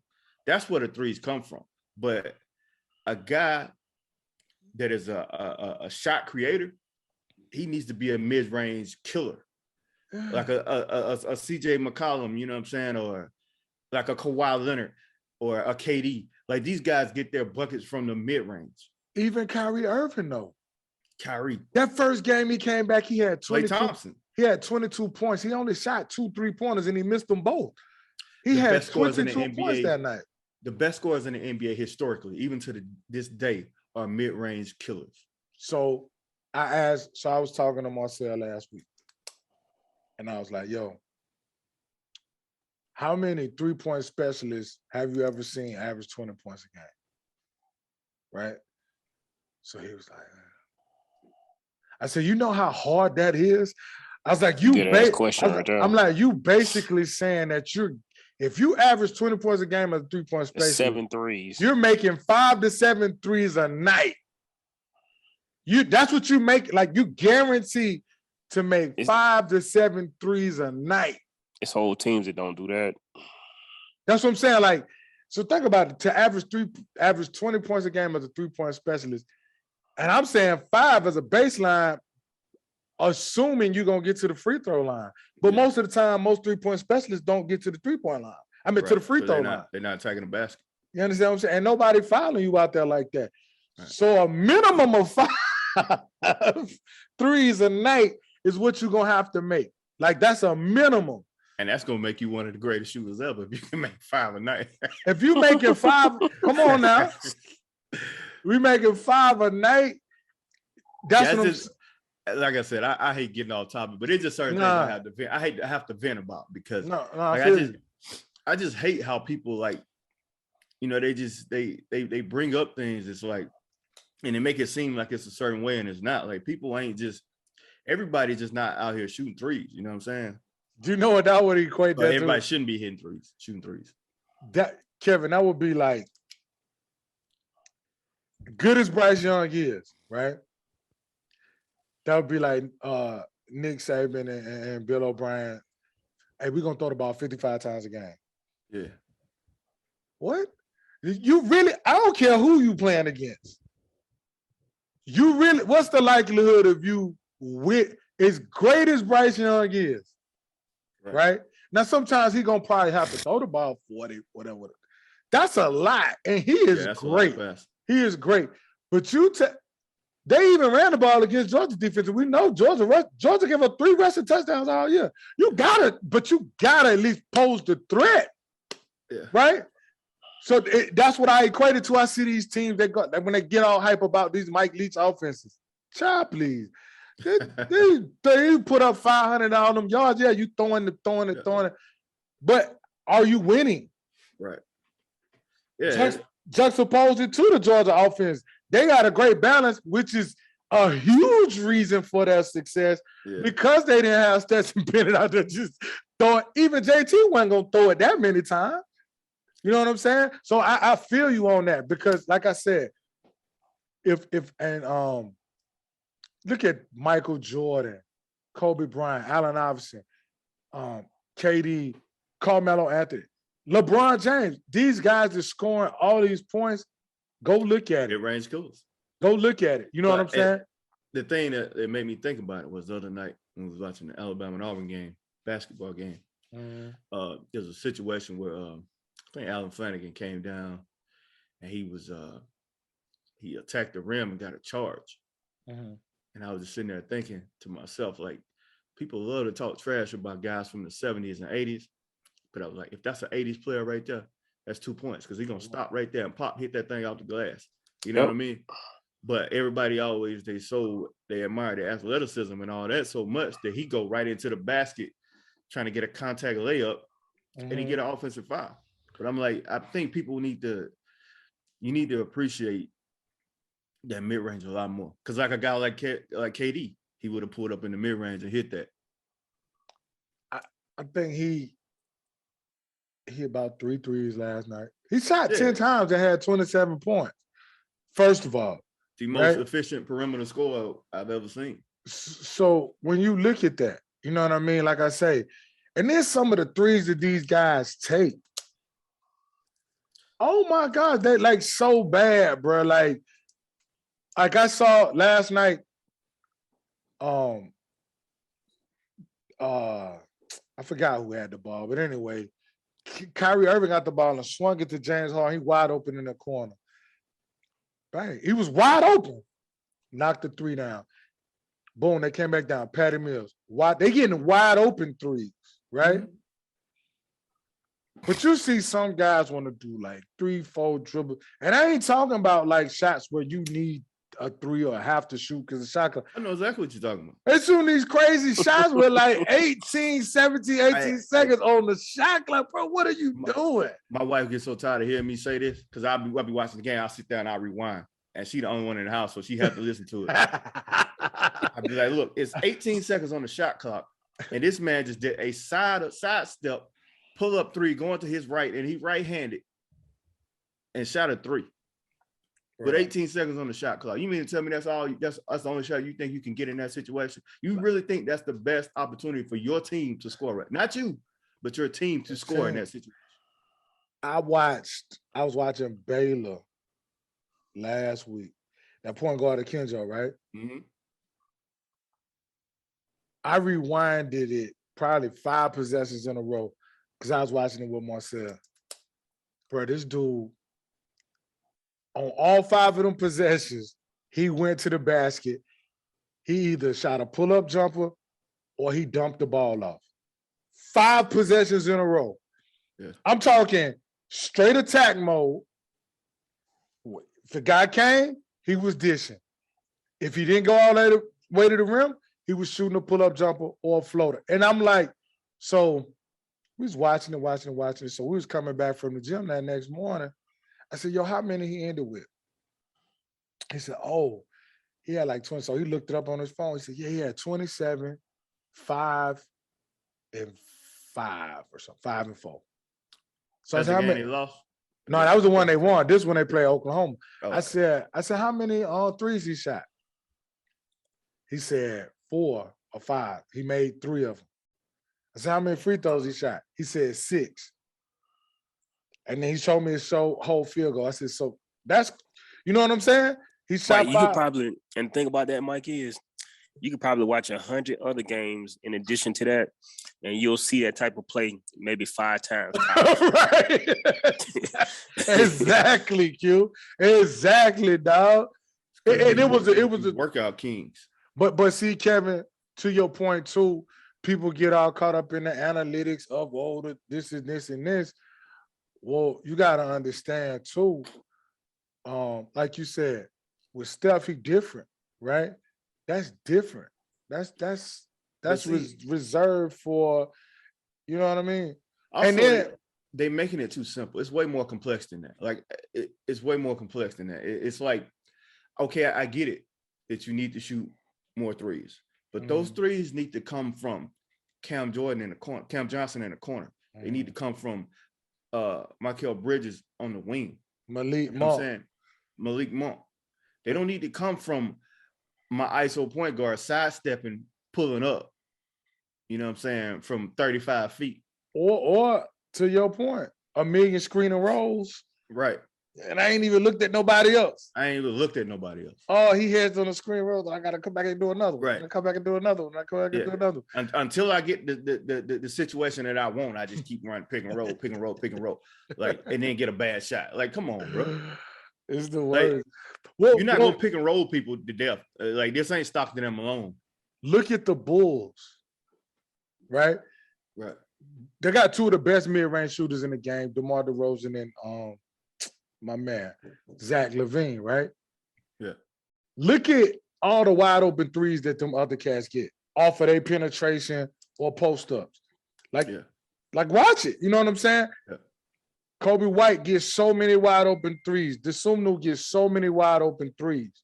You know what I'm saying? Yeah. Off of, but who lead the team in scoring? DeMar DeRozan. Right? The mid-range killer. You know what I'm saying? Yeah. So, but but these coaches like it. They want them to get them up. And it's like. And then some of the people that be shooting them, you like, bro, I can look at your shot and tell you can't consistently make that. Like, gosh, bro. Like, what are you doing? I heard KD say one time, I think he was in Golden State. They was in a playoff series. And he said, man, I shot too many threes. This probably the greatest score we ever seen. Critiquing his own game and said, I shot too many threes. And that next game, I don't know how many mid-ranges. That game when Iguodala was like, he looked like Michael Jordan out there on the mid-range jump shots. Yeah. I don't even think he shot a 3. And we had like 35 points or something like that. You know what I'm saying? And this is what I tell the young guys. It's not a high percentage shot, man. It's not. Like, it's like throwing deep balls all game in football. Yep. That's exactly what it is. Just keep throwing them until you get one. And then when you finally hit one, and like, you just think it's so great. Hey, I just wasted 3 possessions trying to get one. Like, what are we doing? You know what I'm saying? Like, but nah, I feel you on that. But like I say, and a lot of them being taught that way. You know what I'm saying? A lot of them being taught that way without even fundamentally breaking down. Shoot, that's I'm going kind of deep, but not even fundamentally breaking down shooting. Yeah. Right? Like, you know what I'm saying? I wouldn't even let my boys shoot, you know what I'm saying, on a regular size goal. Yeah. For what? To your form is right. Yeah. For what? You know what I'm saying? But yeah, man. But I don't know. But anyway, before we move on to the NFL, what y'all think about the Brooklyn situation with Kyrie? Now I heard like all these different rounds of possibility, but the wildest one is, like you said, Kevin, you commented, when they said they could pay the fine and it would be $5,000 for each home game he played in. Like, to your point, that's so do we care about what they call it, health and safety? No, you don't. If you can just pay a fine, no, you don't care about it at all. Because that's essentially like saying, hey, yo, Kevin, Q, let's go over here. We about to go eat, right? And they're like, oh, what's y'all mask mandate? And they're like, oh, yeah, we got a mask mandate, but if y'all pay this $50, yeah. You pay this $50, you can get whoever sick in here you want. It don't matter. Just get everybody sick for $50. Yeah. Just come in and cough on everybody. We don't care. Like, you feel me? Like, what y'all think about? Like, it's just, it's kind of like Baker Mayfield was saying, like, what we doing? Because think about it. If this was a possibility before, how did we get all the way to this point without this being mentioned already? Like, you're changing the rules. Like, that's the other part, Q. Where was this when the NBA first started? You paying a fine? Fine gonna make the virus go away, man. You know that. They're like, oh, you give us this $5,000, COVID free, brother. You gonna get one of them. And the fact that it's $5,000. Exactly. For a franchise, for an NBA franchise, $5,000. KD like, well, I'll pay for 10 games worth of that. Exactly. Right. All right, KD, so check this. KD, you pay 5, James pay 5, and then you know what I'm saying? Like, come on, man. Like, I don't even, and that ain't no. Look, it ain't really. Let me tell y'all something real quick. What up? So this fine is only for home game, right? Mm-hmm. 5,000 times 42 is 210,000. But it ain't even. But Q, it ain't even that now, Q. To an NBA franchise. Man, I ain't even think about it. 42 is only 210,000. So they already done played like 40 games. It's 2.1 million, but to the NBA franchise. To the NBA franchise. Oh yeah. I get what you're saying. But think about it though, Q. They've already played like 40 games, right?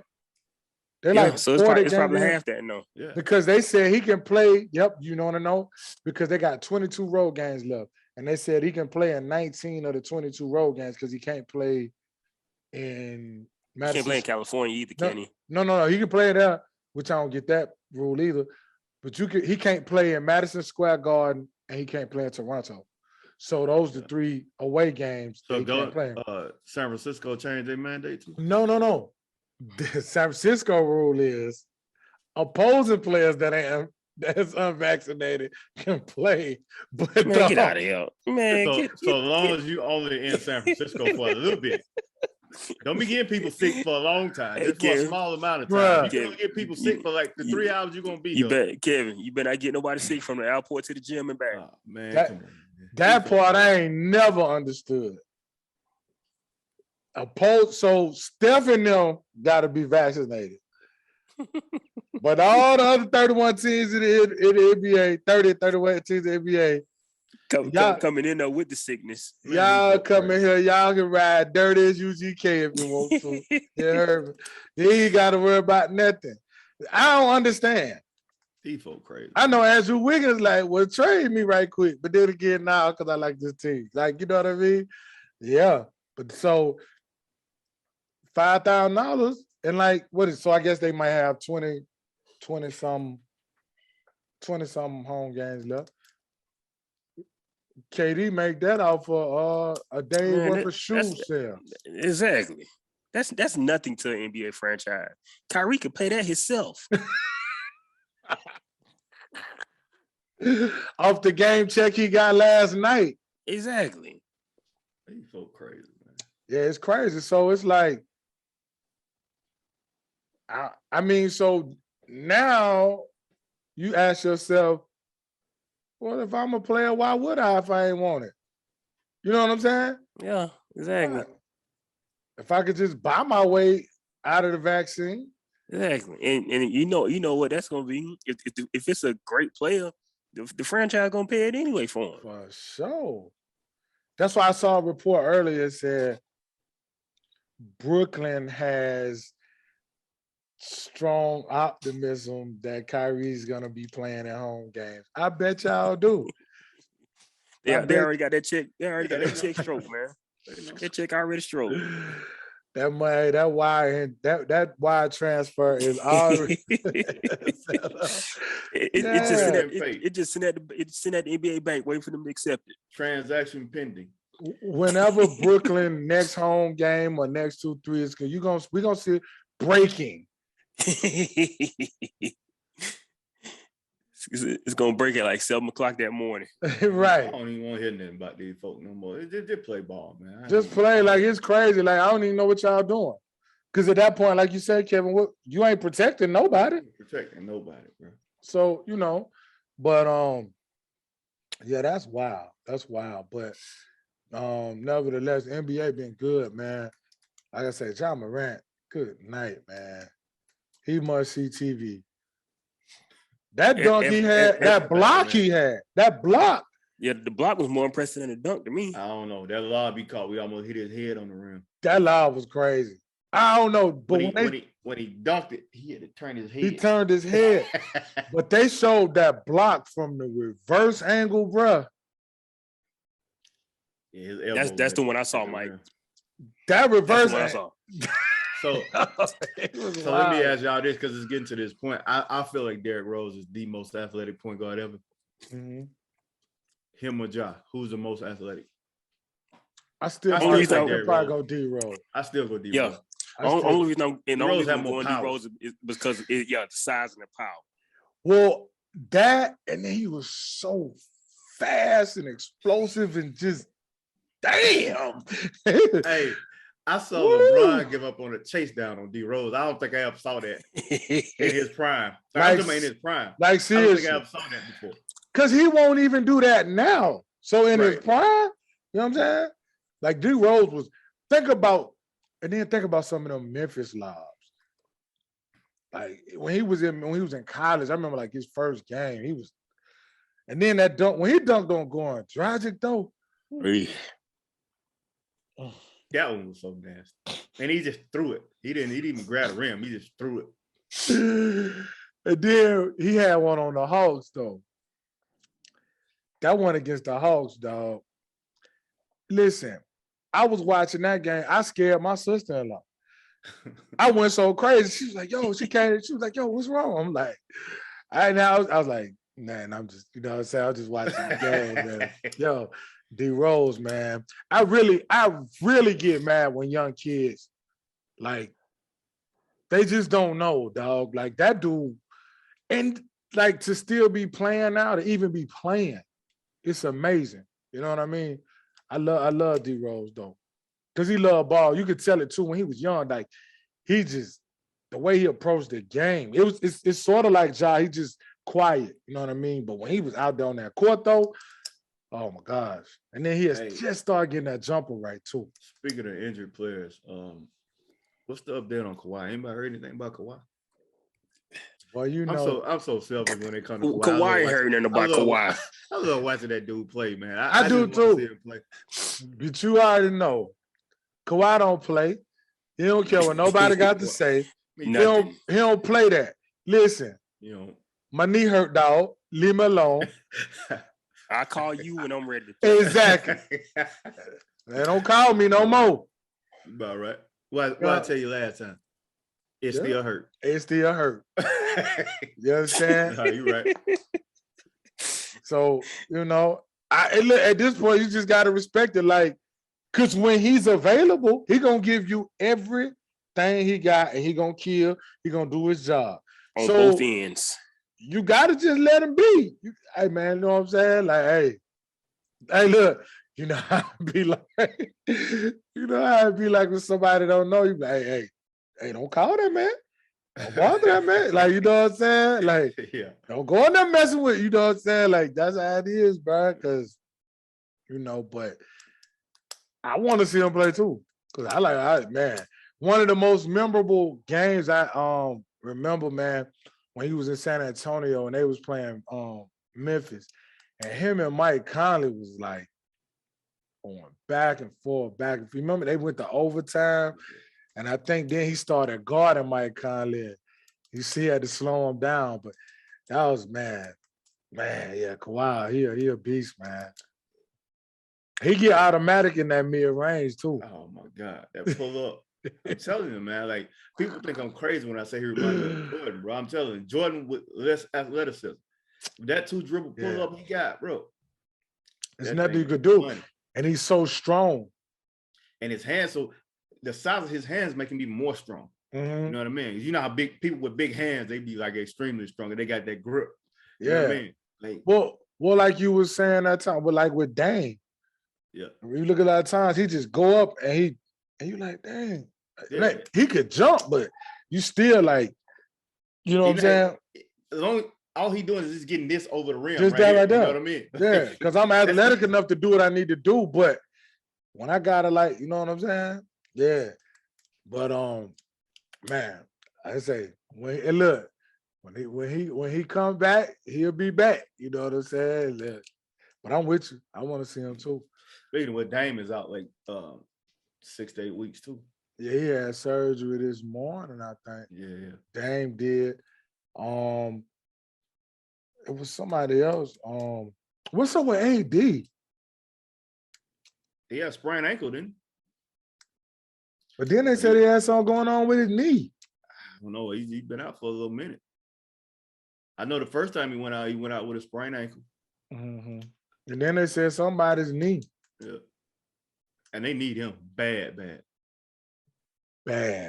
He is, well, LeBron's the most important, but AD he's the X factor. Let me ask you a question. What's up?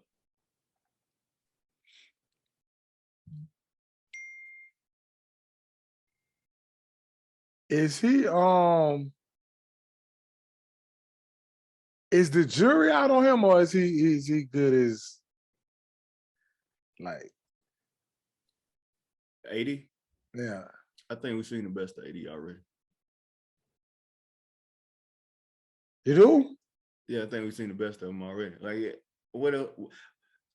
how old is AD? Like close to 30? Probably 30. He probably right now. I think he probably about 28, maybe. 29. Somewhere in there. Yeah. I mean, from a physical standpoint, how much more better are you going to get? You're only going to decline physically. I mean, skill-wise, he already got a nice skill set. I don't see him getting no. He stay hurt. Like how are you going to progress and get better when you stay hurt all the time? You're not even training. You're always rehabbing. You know what I mean? So right. I think we saw the best of AD already. And it sucks because which is good. Which is like the best of like him right now is really, really good. Like one of the best in the NBA. But I don't think it gets no better. Going like how Giannis, like KD we saw get better and better and better. James Harden type. What about Joel Embiid? That's a bad man. When that boy healthy, that's a bad man. He show you more and more. It seems like every game I see something different from Joel Embiid where I'm like, good God. How does he move? Doing that? Dog. So smooth. His footwork, man. Like I saw the other day, he did a dribble pull-up that was so, and he got fouled when he did it. He did a dribble pull-up, dude fouled him, and he's so strong, he still got it up and was able to just like on the baseline. Mm-hmm. Me and Marcel was like, me and Marcel, we just looked at each other, bro. It was crazy, bro. I'm like, he looked like he was about 6'5" doing that. And then he got that spin move and dunk, and man, that's why I say, man, Philly got to do something with that Ben Simmons situation. You can't waste some help in there. Either get Ben on the floor or get rid of him and get something for him. Because you can't waste this. Because you have arguably the best player in the NBA right now. You can make a case that Joel Embiid is the best player in the NBA. And you can't waste this. Like, you cannot waste. He blocks shots. That's what they're doing. He blocks shots. He rebound the ball. He passed the ball well. He shoot the ball well. His post game is ridiculous. But they're wasting it right now at this moment because you're seeing a great NBA player right now. And they're wasting this opportunity. Like, if you got somebody to help him in now, this is arguably a number 1 seed. You know what I'm saying? Every year, though. Every year, you say, for the past few years, them, Milwaukee, and now Brooklyn, once they formulated that. And he injury prone. So you got a guy right now, he healthy. Everything's going good. You know what I'm saying? You got to capitalize on this, bro. You can't waste this opportunity. That's a bad dude, man. That's a bad man. Like, what can he not do offensively? Joel Embiid can do everything offensively. Everything. He's the most versatile big man probably I've ever seen. Yeah, Akeem Olajuwon, he remind you of him so much.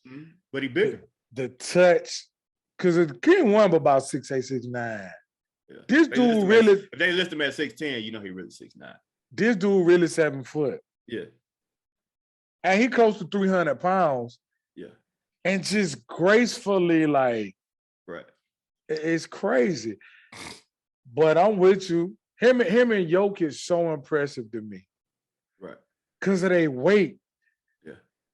Like, you would think Jokic would be hurt more than Jokic ain't never really hurt. Yeah, but he don't even move, though. He gonna get hurt. He has no explosion. But I'm talking about just as far as the weight bearing. But he lost a lot of weight, too, though. Yeah, he did. So that's a bad man, too, though. They so skilled, bruh. Like, Jokic is so impressive, and he's so, like, he just, I don't know, he just can hoop. You know what I'm saying? Yeah, man. Yeah, but, man, what's up with Jamal Murray? You heard anything? I ain't heard nothing about him. Actually, I think I did a little research on him like a couple months ago. They talking about possibly at the end of this season, I think. But if I'm there, I just hold him out for the rest of the season. Just come back next year. You know what I'm saying? Because I think before he got hurt, and if he come back as Jamal Murray that he was before he got hurt, if he able to get back to that, you can put him in that one of the best point guards in the NBA type category. That's a bad man. I love watching him, Donovan Mitchell, and Devin Booker, and because they all around like the same. Yeah. That thing in the bubble they had going on when they was acting like they was in an AAU tournament, you score 50, I score 50. Jamal Murray was unbelievable, bro. That's a bad man. Yeah. That dude, bad man. I remember when he was in Kentucky, I didn't know he could get up like that for one. I didn't know he could jump like that. I didn't know he could play like that. Me either. I looked at him as a shooter. I thought he was just a shooter. Devin Booker too. Devin Booker too. I don't know if that's how they wanted them in that system or what, or if that system was handcuffing them, but I didn't know they had that kind of skill set. I thought Jamal Murray was more like Klay Thompson. Yeah. That's what I thought. Darren Williams, I thought that when he was in college too. I thought Darren Williams, and Darren Williams came to the NBA just cutting people up. I'm like, what is this? But yeah, I thought Jamal Murray was like Devin Booker. That's what I thought. Like, but then when Devin Booker got this, I'm like, and Devin Booker actually came off the bench at Kentucky. Right. They was loaded though. Yeah, they were when he was there. But yeah, man, I'm excited to see him come back. But I'm with you. If he get late, man, bring that dude back next year. He too valuable. Yeah. Unless you just want to get him some game. You know what I mean? But I wouldn't put too much on him. Like, you know what I mean? Don't stress about trying to make no playoff run because without him fully healthy, you're not gonna win anyway. You know what I mean? You won't beat without him fully healthy, you won't beat Memphis, Phoenix, Golden State, or Utah. You know what I mean? Like, you're gonna need him to beat those teams. You know what I'm saying? You could beat everybody else, but you won't beat them without, him being, like you say, without him being Jamal Murray. You know what I mean? I'm excited to see him though. Dang, who else was hurt that ain't played this season? I think that's about it. Jamal Murray, Clay came back. Yeah, that's about it. That's about it. Boy. I mean, Ben ain't hurt, but he ain't playing. They gotta do something. They gotta do something. They're crazy, man. And then I saw kind of what we was talking about. They was saying that they willing to include Tobias Harris. You got to. Man, like, bro, ain't nobody playing with y'all. You're gonna have to come up off that cat. Yeah, and I'm saying, like, I like Tobias Harris, but like, that's not the type of person I'm just gonna hang on to and be like, I'm not getting rid of him. Like, nah. And honestly, you got to go. With the way these two guys here been playing, they might make you give up one of them, Maxey or Curry. I give up Tyrese Maxey before I give up Curry. Curry been balling. Curry been going crazy. I'm with you. But you might have to. You're gonna have to give up Maxey. They won't. Because he's young. Yeah, they ain't gonna give up Curry. Curry coming into his. You know what I mean? Yeah. He's a veteran player. Like, you need him to win. You know what I'm saying? For sure. In that playoff game, hit a game winner. Like, do the right stuff down the stretch of a playoff game. Like, been through that. Like when he was in Portland. You know what I'm saying? Like, he hitting big shots. Yeah. Get to the conference final. Yeah. So, dang, man. I and as a fan, you anxious to see something happen. So they gotta be, right? The fan base there and all of that. So I don't know, who knows. But so NFL playoffs kick off this week. We lost Q, technical difficulties. So what's up? We got Rams, Cards, you got Eagles, Bucks. We got Raiders, Pittsburgh and Kansas. Kansas City. Yeah. And New England and Buffalo, I think. New England, Buffalo. Oh, that game gonna be cold too. They talking about being -8. Cause it's supposed to be stupid cold up here. So I know up there, it's supposed to be dumb. But you know what? I think that play into the Patriots' favor. Because I think they got the better running game. And also, look, man, you think that man can't scheme to stop your run? You know that man's serious now. You know what I'm saying? You got Raiders in Cincinnati too. That should be a good game. I'm going Cincy, though. That's a pick'em game for me. Like that game could go either way. I'm going Cincy, but I think I'm with you. It could go either way. I'll probably go Cincy too. First of all, I'm not a big Derek Carr fan. Mm-hmm.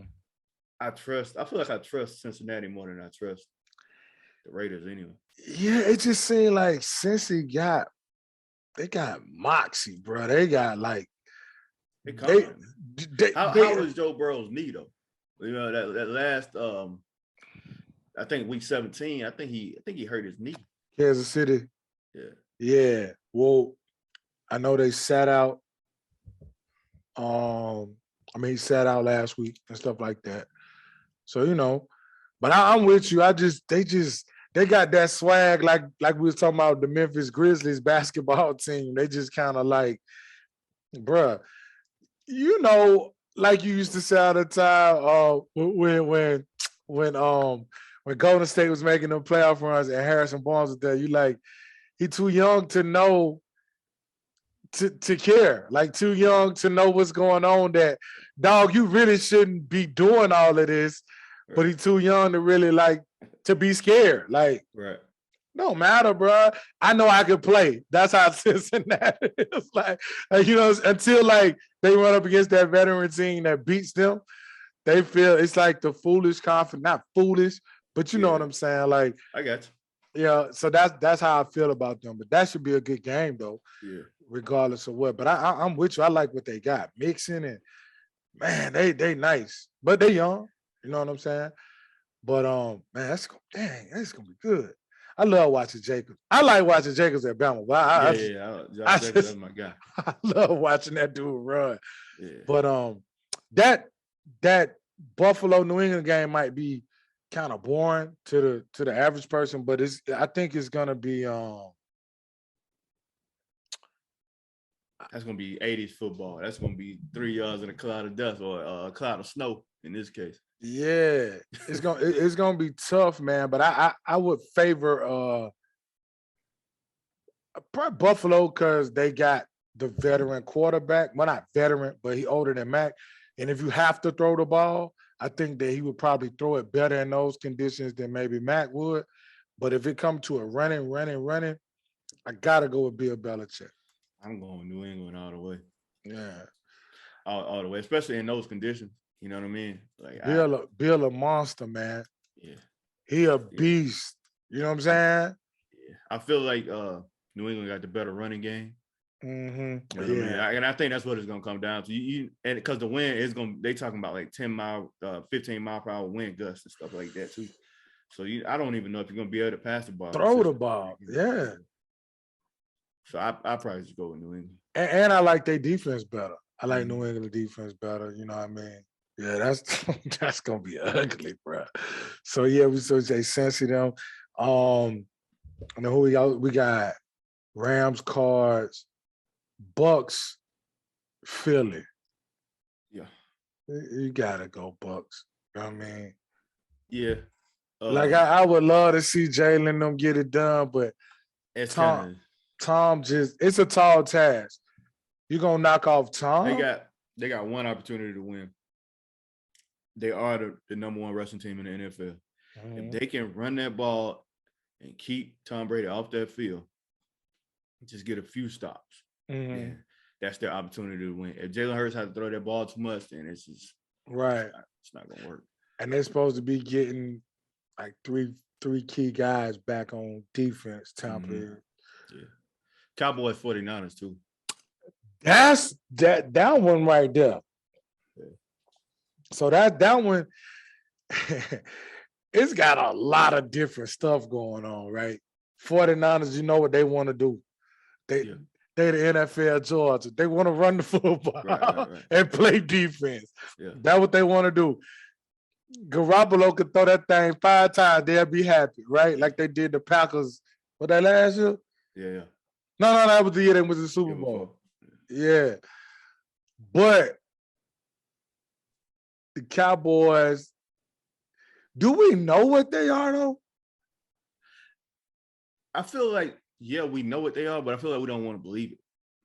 I feel like everybody don't want to believe it. Like I feel like that the Cowboys are what their record indicates, right? Like they're what are they? 12 and 5 or 13 and 4 or something like that. What are they? Hold on. But either way, like I feel like the Cowboys, they're 12 and 5.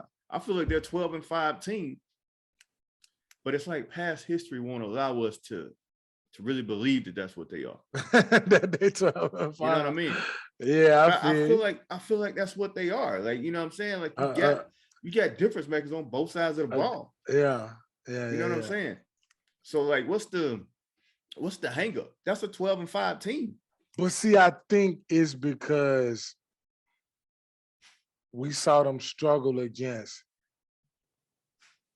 contenders or legit teams, right?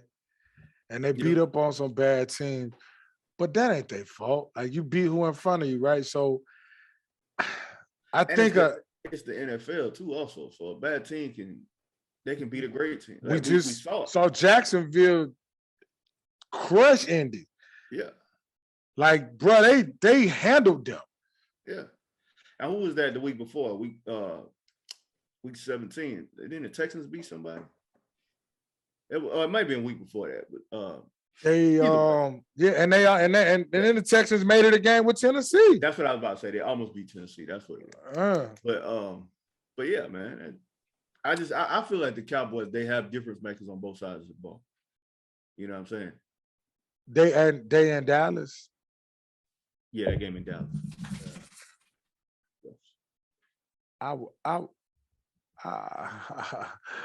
The only thing, if San Francisco get to running that ball, they in trouble. That's true. But I don't know how well you're gonna be able to run, because Dallas does. They defense is if San Francisco have to throw the ball.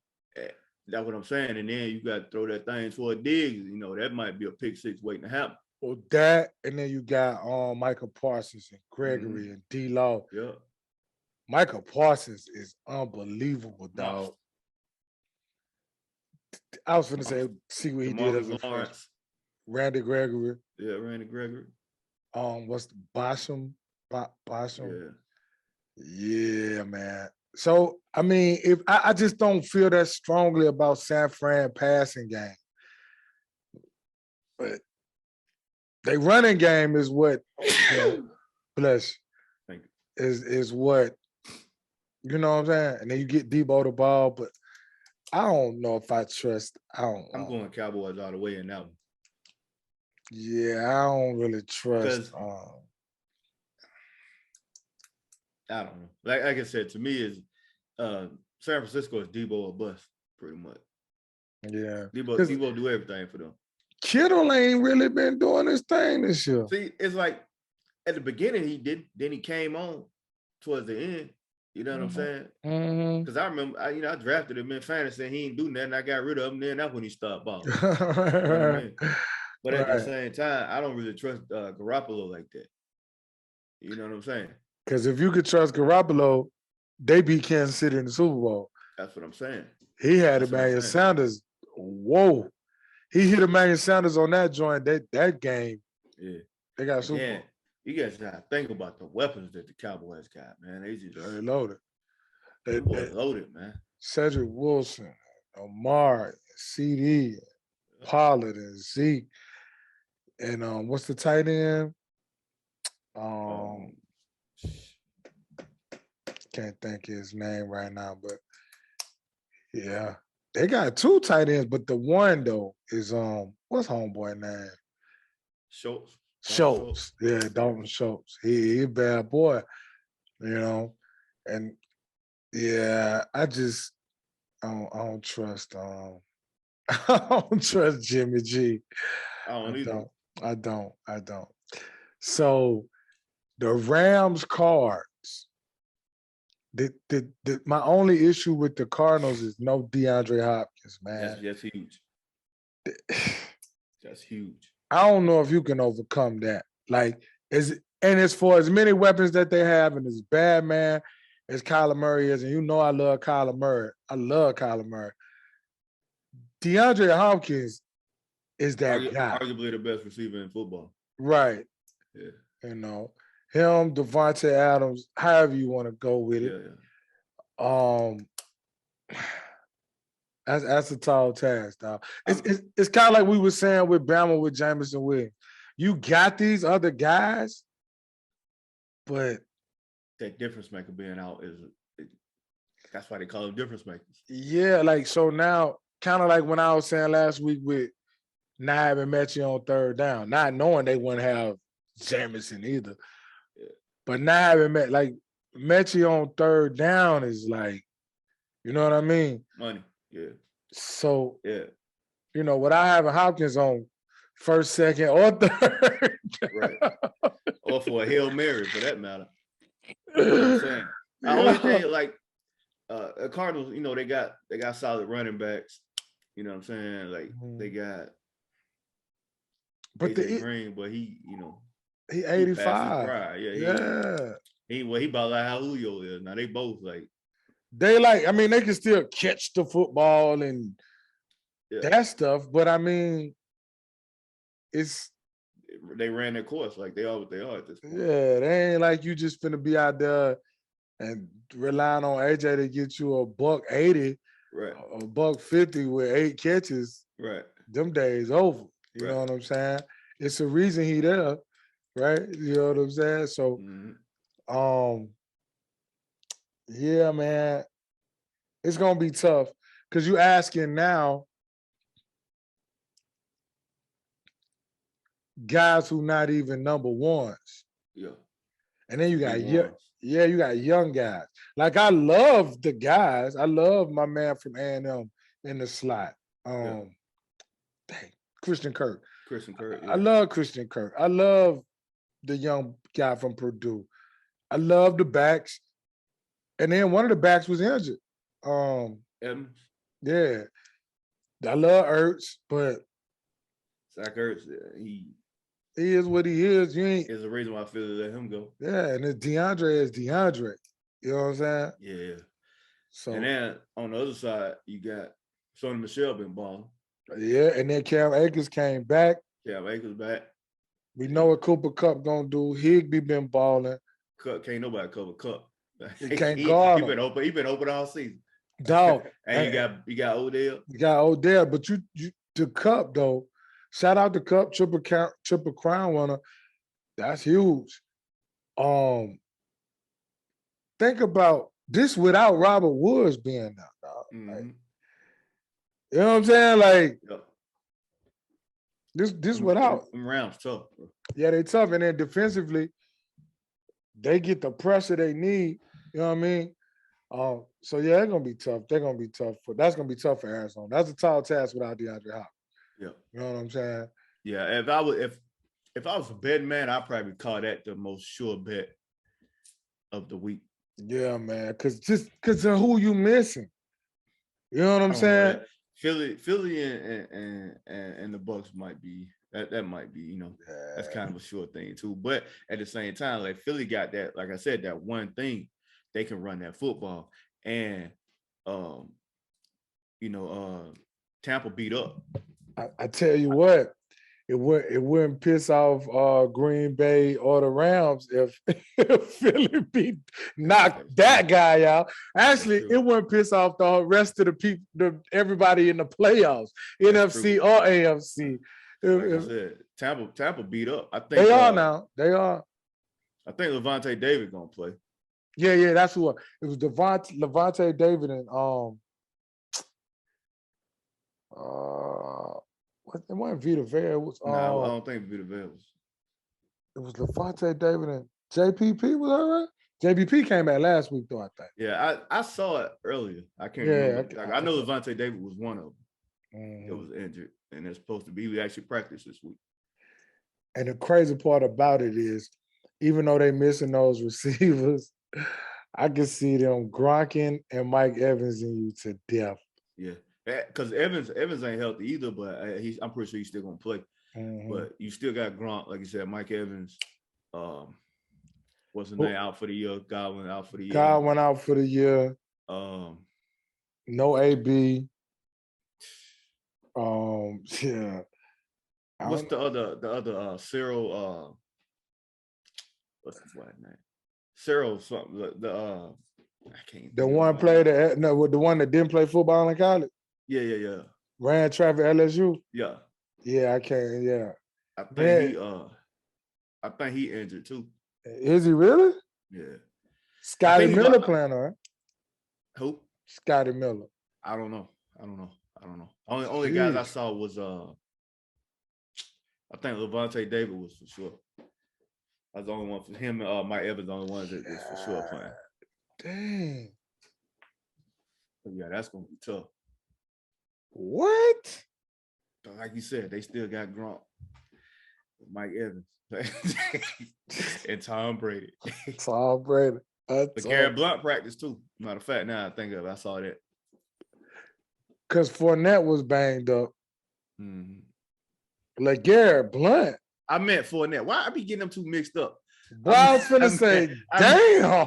Why I be getting them mixed up? So I'm like, damn. I'm like, That running back room, up. Hey. They done when they got my man LeGarrette Blunt. I'm like, damn, I was like, I missed that. I ain't even see that. When you look like that, I'm like, wait a minute. No. And I almost said it again just then. I was like, LeGarrette Blunt. I'm like, damn, all right, they done signed LeGarrette. I'm like, okay, shout out LeGarrette Blunt. I'm like, I missed it.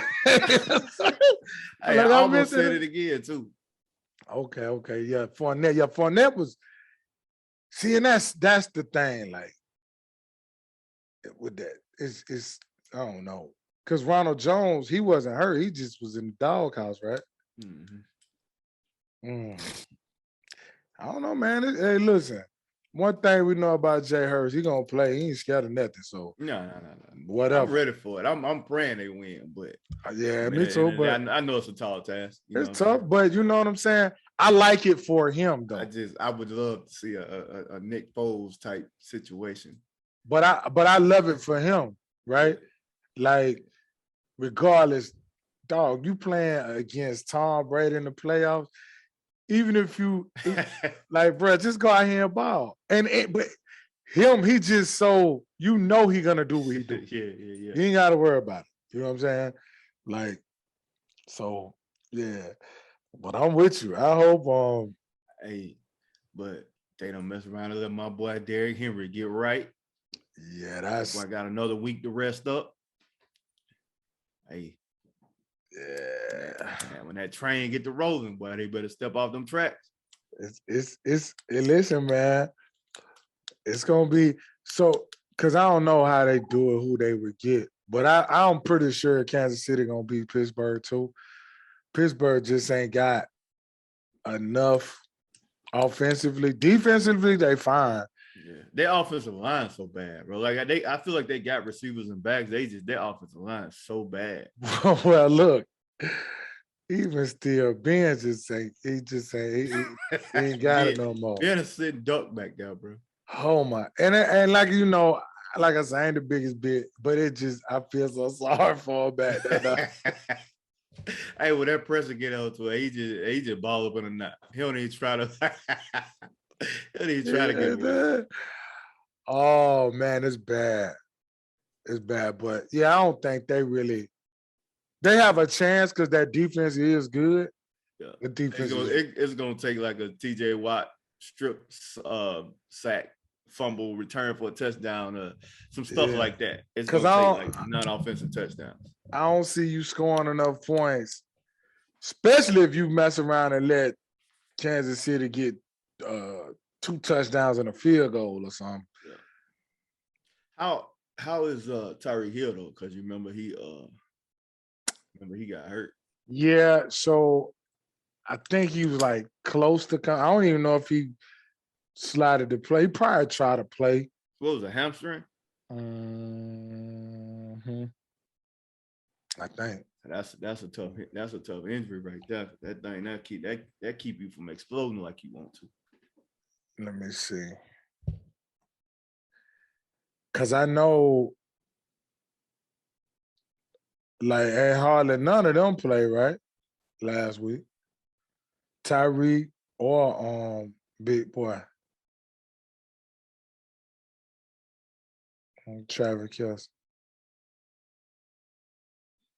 Yeah, that's that security blanket right there on Travis Kelce.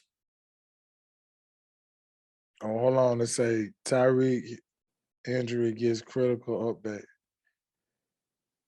So it was his heel. Okay.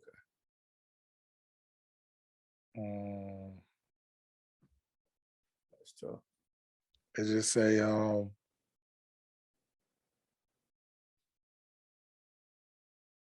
he wasn't restricted at practice yesterday.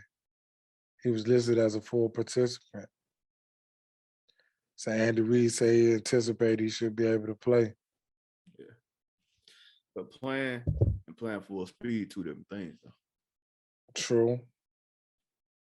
But either way, like you said, they playing Pittsburgh. Yeah, I don't think Pittsburgh they would have came out they got the best situation with them playing Pittsburgh rather than playing the Chargers.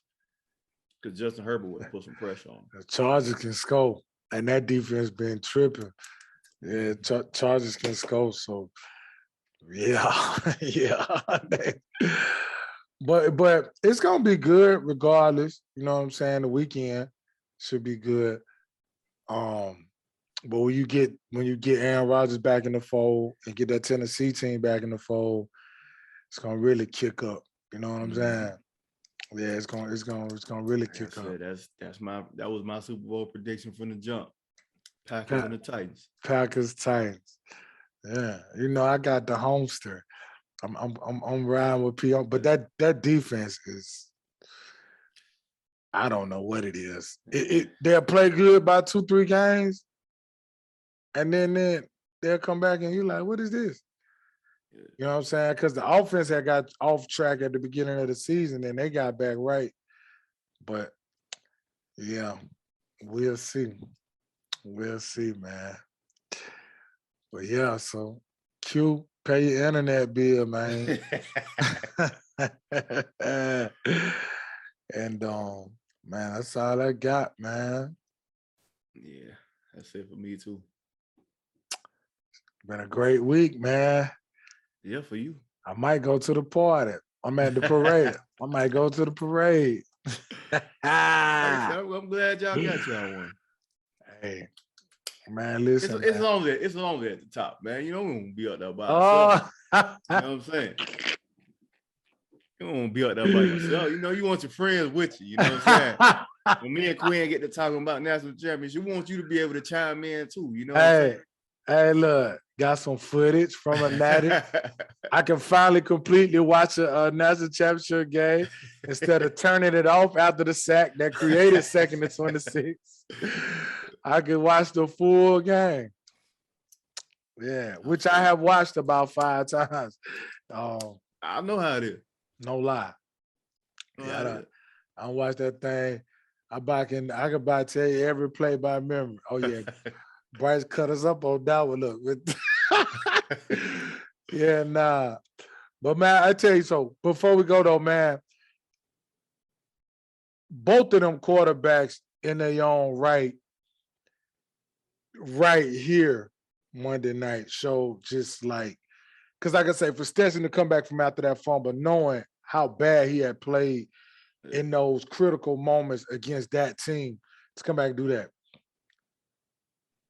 But for Bryce, they beat Bryce up Monday night now. They hit him. And he not a large guy. Man, that joker keep popping up. That joker just get me. That touchdown he threw, I'm still trying to figure out how he got that. Yeah. Now I'm saying not because Latu was open, bro. They was flushing him and they ran and they done been hitting you all night long, and he It's a bad man. We got it. Yeah, boy, like, I said, yo, I couldn't even be mad like at the defense. I'm just sitting there like, yo, how you do that? Yeah, that's all I can say. We got us one for sure. We got us a difference maker. That's all I can say. Like, he threw that interception the first time. He just take his mouthpiece out. I don't even trip. And that happens. You know what I mean? It's like, I hate when people say, "Oh man, you can't throw an interception." Right? I mean, that happens. Like I watch. It's funny because every time I watch a great quarterback in the NFL and they do something like that, I sit and I think to myself, now so and so would have did this. They would have made a big deal out of it. You know what I'm saying? Because I watch Mahomes throw bad passes. I watch Herbert throw bad passes. It rarely happens with Aaron Rodgers, but it's a lot of like great NFL quarterbacks I see that throw bad passes, and it happens. Yeah, but you'll be pressed to find Aaron with Aaron gonna airmail it before he throw a bad pass. He different. I'm telling you. He operate on the. You and Quinn hate him, but that dude different. He operate on a different level when it's playing football though. He do his thing. You know what I'm saying, on everything. But nah, man, I just like I said, Bryce and Stetson, as far as the mental part, that was, you know what I'm saying? Because like I said, imagine being Stetson Bennett at that moment when that dude came back and said, "Let's the call on the field stand." I don't know how many people would have really you know what I'm saying? And I got to give a lot of credit to Todd Monken, though, to say, all right, you're going to come right back out here and throw the ball. You know what I'm saying? Yeah. because I was expecting them to get a couple runs with the amount of time that was left. You know what I'm saying? But yeah, both of them. Like I say, Bryce more mental and physical because they was taxing him.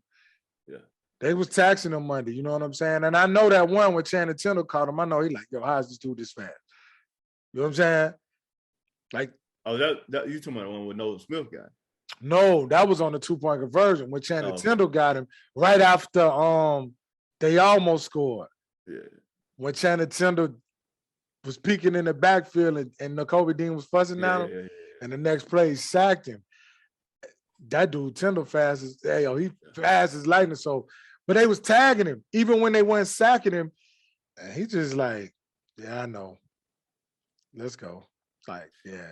It was a good game. Like I said, I hate good games. My team playing in them. It was, yeah, but nah, yeah. It's bittersweet when college football ends because I love it watching it so much. But now it's over. But now it's over, bro. You know what I mean? And see, like, we don't just watch Georgia and Alabama. Like, I love watching a good LSU Ole Miss. Right. You know what I mean? I love watching Michigan State. You know what I mean? I want to see Arkansas and Auburn. You know what I mean? Like, yeah. Like, you know, I was so hate me for saying that, but yeah. But now I was hyped for the Arkansas A&M game this year. You know. And then the thing is, though, once it ends, you got 7 whole months. Oh my gosh. Like once basketball ends, you know what I'm saying, it start back up in a few months. But with football, you got a whole half a year. To speculate, go on a roller coaster. This guy committed, this guy decommitted, this guy in the portal, this guy, you understand? So it's so much. Oh, you look, by the way, you're losing your offensive coordinator, you're losing this, and you're like, oh no. Because I just saw Todd Monken might leave. I just saw him and Adai, who the cornerback coach, might leave. So, you know, but that come with the territory. You know what I mean? Yeah.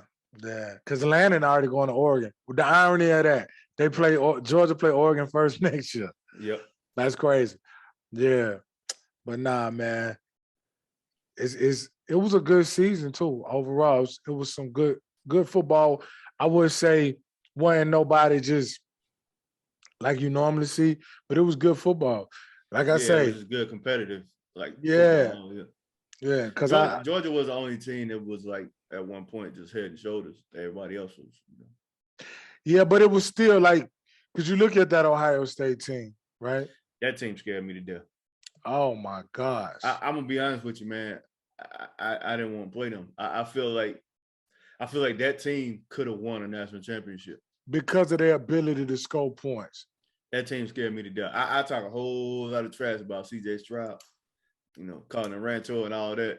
You can Rancho Cucamonga, but right. That team scared me to death. I tell you what, that Utah game, boy, and he didn't even have Wilson and Olave. Yeah. That team scared me to death. Defensively, though, I think is where you could have killed him. You know what I mean? Yeah. Like you could get them. You could get them. They gonna get but you can't stop. Yeah, you can't. That's the thing. You gotta get you 2 turnovers against them and must score on them. Yeah. You gotta cause a fumble. You gotta get an interception, something like that. And then you got Henderson in that backfield, like freshman. Man, that's a team right there. Freshman. Right? Marvin Harrison Jr., freshman. Yeah. What? I just saw the Texans eyeing Gerard Mayo. They fired their coach. Yeah. What's his name? Cully or something like that. One of them dudes that they always hire and fire in 2 years. Actually, he only got 1 year. Yeah, 1 year. And what did you think he was going to do? That's what I don't understand about these teams. Where y'all hire these coaches knowing good and well that they're not. It's not the guy that's going to be your head coach for the next 10 years. And you know what I mean? Like, well, look what you was running out there on the field. Right. Yeah. But yeah, man. Let me go run. I got to run. But that was another episode. Championship edition, baby. Go Dawgs. The drought is over. 41 years is over. It's over. But nah, we'll be back at y'all next week. Till then, peace out. Peace out. In the words of Quinn, holla at y'all.